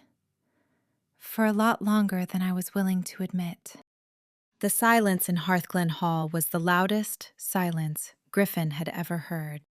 "I was afraid," Florian continued, and her eyes were bright and her chin was up and her hands were shaking, just a little, but her voice was steady. "I was afraid that loving someone would destroy the one thing I was good at. But the thing that was actually destroying my baking was the fear itself. And the thing that made it better, the thing that made the pastry case full and the croissants perfect and my hands stop shaking, was you." Griffin's vision blurred. "So I'm standing here, in the middle of a baking competition, in front of everyone I know, telling you that the experiment is over and the curse is broken, and I am terrified and I love you and..." Griffin kissed her. Not planned, not rehearsed, not calibrated or measured or designed for an audience. She simply stepped forward, put her hands on either side of Florian's flour-dusted face, and kissed her, soft and sure, and long enough for the Finch sisters to start openly weeping and for someone in the back row to begin applauding. The applause spread. It built from a single pair of hands to a wave that filled Hearthglen Hall, 300 people clapping for two women who were standing in the middle of a baking competition, holding each other's faces and kissing like the world outside that kiss didn't exist. When they pulled apart, Florian's eyes were wet and her smile was incandescent, and she was still shaking, but she was also laughing. The real laugh, the full-body one that Griffin had been collecting for years, and Griffin's hands were still on her face, and she couldn't let go. "I love you too," Griffin said, because the words had been waiting for 7 years, and they came out as easily as breathing. "I have loved you since I was 22 years old. I loved you before the experiment. I loved you during the experiment. I loved you after the scones, and after you asked me to leave, and every single day in between." "I know," Florian said, and she was crying now, openly, which was not ideal given the 300 spectators, but also perfect, in the messy, uncontrollable way that real things always were. "I think I've known for a long time. I was just too scared to." "I know. Griffin, go finish your scones." Florian laughed again, a wet, bright, glorious laugh, and wiped her eyes and looked at the timer on the wall, which read 45 minutes, which was more than enough time, which was all the time in the world. "Don't go anywhere," Florian said. "I'm not going anywhere." Griffin's voice cracked on the word. "I have literally never been going anywhere." Florian squeezed her hand once, hard, real, nothing fake about it. And then she turned and walked back to Station 7 with her shoulders straight and her head up, and the entire town of Fablewood watching her like she was a hero returning from a quest. She tied her apron, she checked her scones. She made one final, precise adjustment to the plating, and she waited for the judges. Griffin sat back down. Her hands were trembling. The flannel was wrinkled where Florian had gripped it, and her face was wet with tears she didn't remember crying. And the Finch sisters were both sobbing into matching handkerchiefs, and Beatrice was already whispering to Agnes that she'd known it from the very start, that their little pushes had been just what was needed, that this was the best Saturday in Fablewood's entire history. The judges began their rounds. Station by station, they tasted and assessed and took careful notes. Martha Peake's brioche received polite nods. The Delgado twins' macarons earned raised eyebrows. Victor Ashby's spun sugar creation produced impressed murmurs. And then they reached Station 7. Griffin watched as the head judge picked up a Florentine scone, examined the almond lace, and took a bite. She watched the judge close his eyes. She watched him chew, slowly, and then open his eyes and look at Florian with the expression of someone who had just tasted something extraordinary, something made with skill and heart and the particular, irreplaceable ingredient that no recipe could capture. She watched him write something on his scorecard, and she knew. The way she knew when a piece of wood was perfect, when the grain was true and the joints were tight and the whole structure would hold, that Florian had won. Chapter 15. Florian. She won. The words reached her through a haze of disbelief and adrenaline and the lingering sensation of Griffin's lips on hers, which was making it difficult to process anything that didn't involve the feel of calloused hands against her face. "First place in the 47th annual Peregrine County Baking Competition," the announcer was saying, his voice booming through the hall's tinny speaker system, "goes to Florian Fields of Grounded and Glazed, Fablewood, for her extraordinary Florentine scones with black cardamom caramel." The applause was immediate and enormous. the kind that came from a crowd that had been waiting for this specific outcome and was deeply, personally satisfied by it. Florian stood at her station with flour on her apron and tears on her face and watched the judges approach with the Peregrine Prize trophy, which was heavier than it looked, a marble base topped with an engraved silver rolling pin, and a novelty-sized check for $15,000 that required both hands to hold. The head judge shook her hand. "The best Florentine scone I've ever tasted," he said, and the way he said it, simply, without flourish, as a statement of fact, was better than any elaborate compliment could have been. "Thank you," Florian said, and her voice cracked, and she didn't care. The trophy was cool and heavy in her hands. $15,000. A new oven. A new roof. The survival of a bakery that had been built by her grandmother and nearly lost by her fear.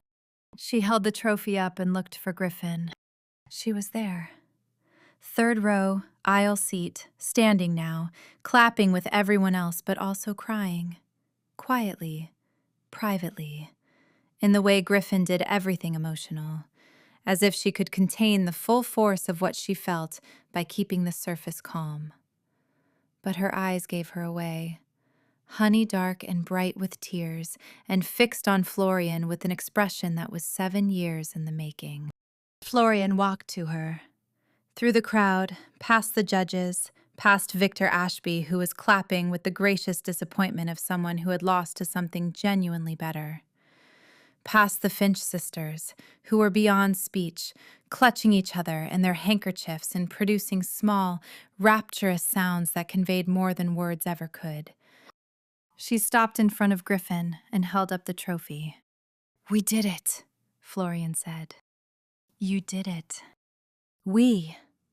Florian shifted the trophy to one hand. It was heavy. Her arm was going to regret this. And took Griffin's hand with the other. "The experiment worked. Not the way either of us planned, but it worked." Griffin's hand tightened around hers, warm and steady and slightly rough. "The experiment was always going to work," she said quietly. "You just had to stop being afraid long enough to see what was already there." They stood in the middle of Hearthglen Hall, surrounded by 300 people who were all trying very hard to look like they weren't watching, and failing completely. And Florian kissed her again. Not the desperate, revelatory kiss from before, but something softer, gentler. The kind of kiss that said, "This is real, and it's going to stay real, and I'm not afraid anymore." When she pulled back, Beatrice Finch had materialized approximately 3 feet to their left, appearing with the stealth of someone who had spent 62 years perfecting the art of being exactly where the gossip was. "I knew it," Beatrice said, dabbing her eyes with her handkerchief. "Agnes, didn't I say, from the very first Tuesday, didn't I say they were perfect together?" "You did say that," Agnes confirmed, adjusting her glasses with the air of someone who had heard this particular refrain approximately 500 times. "You also said it about Mr. Haversham and the postwoman." "That's still developing. Give it time."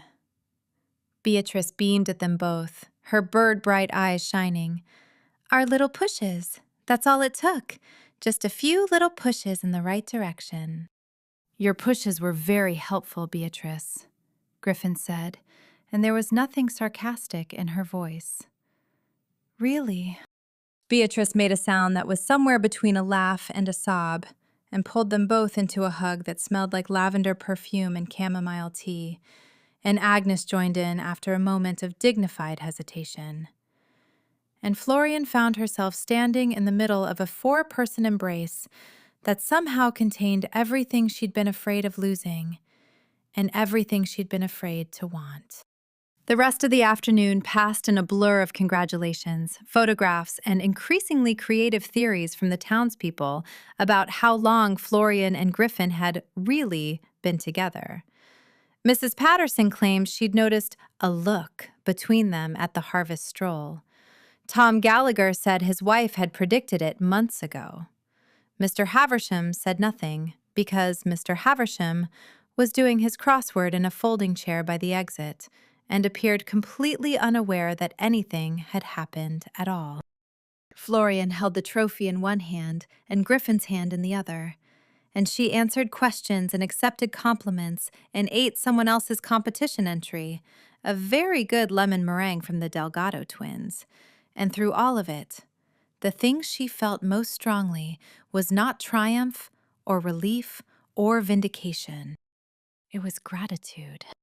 Gratitude for a crumbling bakery that had forced her into a competition. For a finicky oven that had brought Griffin into her kitchen, again and again, with a multi-tool and a patience that never ran out. For an experiment that was ridiculous and logical and completely, magnificently ill-conceived.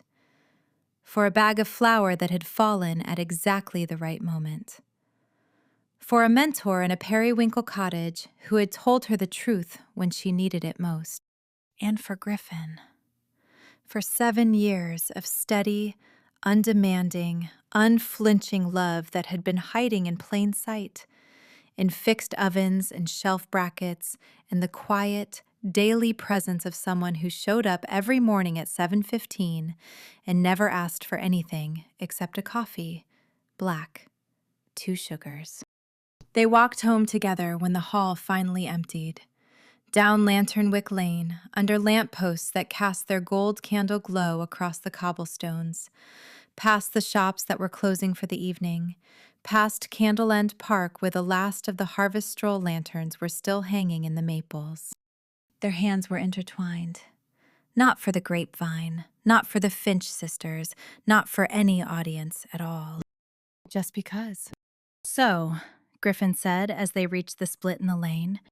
"So, what happens now?"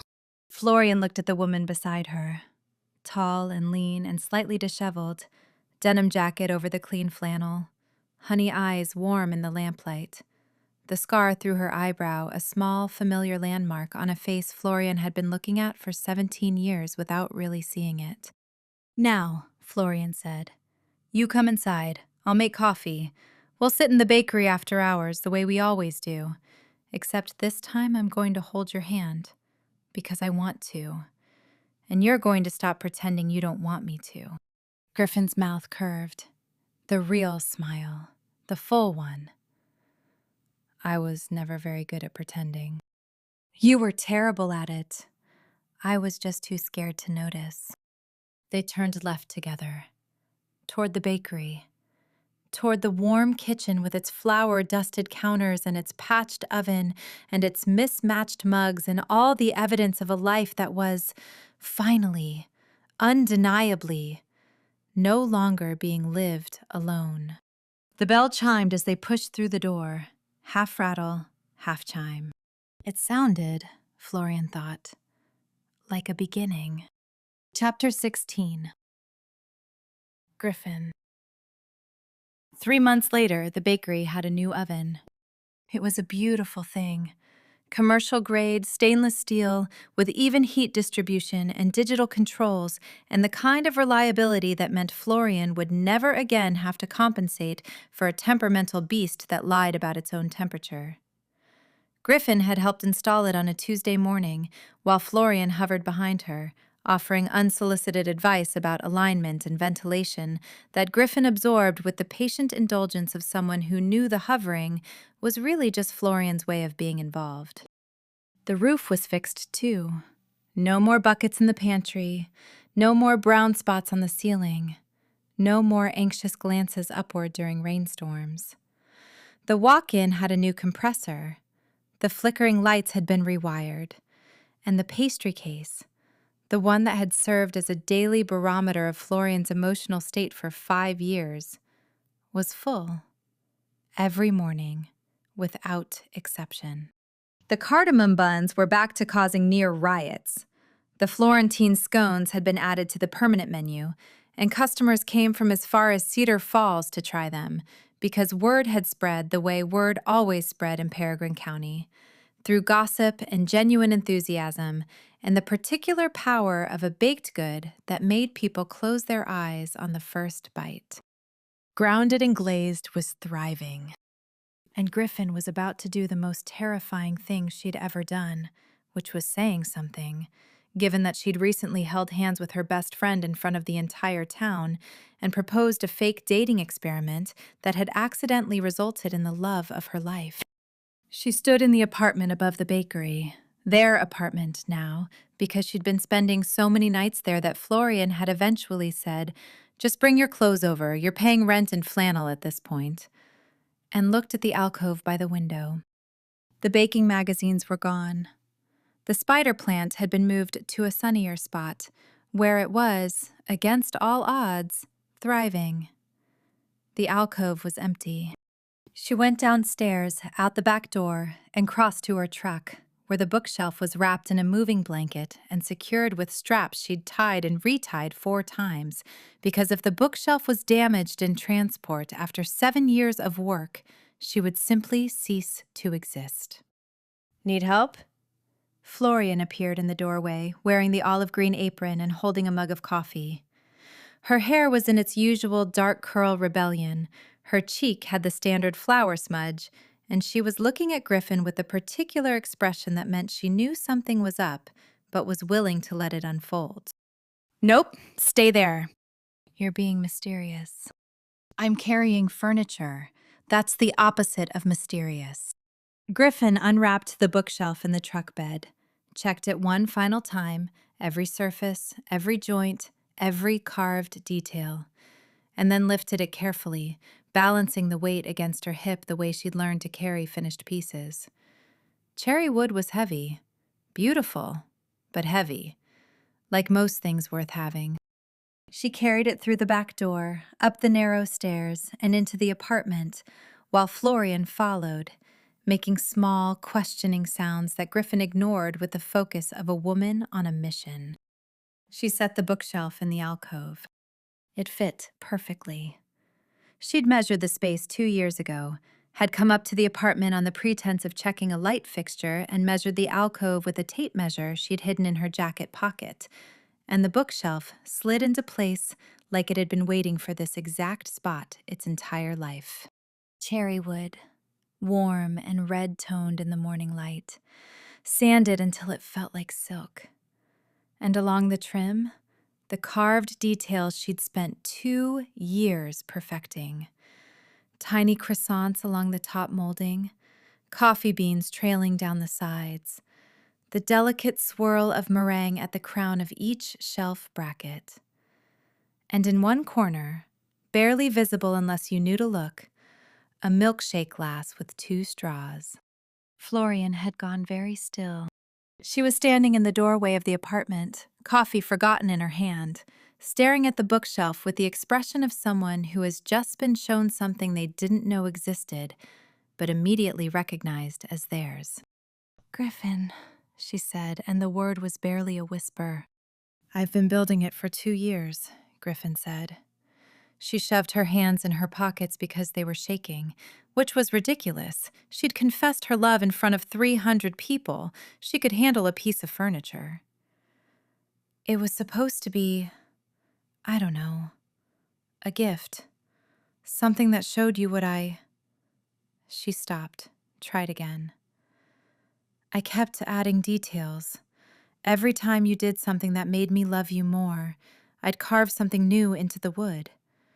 The croissants were first, then the coffee beans. The milkshake glass was after our first date at the Gilded Spoon." Florian set down the coffee. She crossed the room slowly, the way she approached a new recipe, carefully, reverently, with the full awareness that she was in the presence of something that required attention. She crouched in front of the bookshelf and touched the carved croissants with one fingertip. Then the coffee beans. Then the milkshake glass. 2 straws, she said. 2 straws.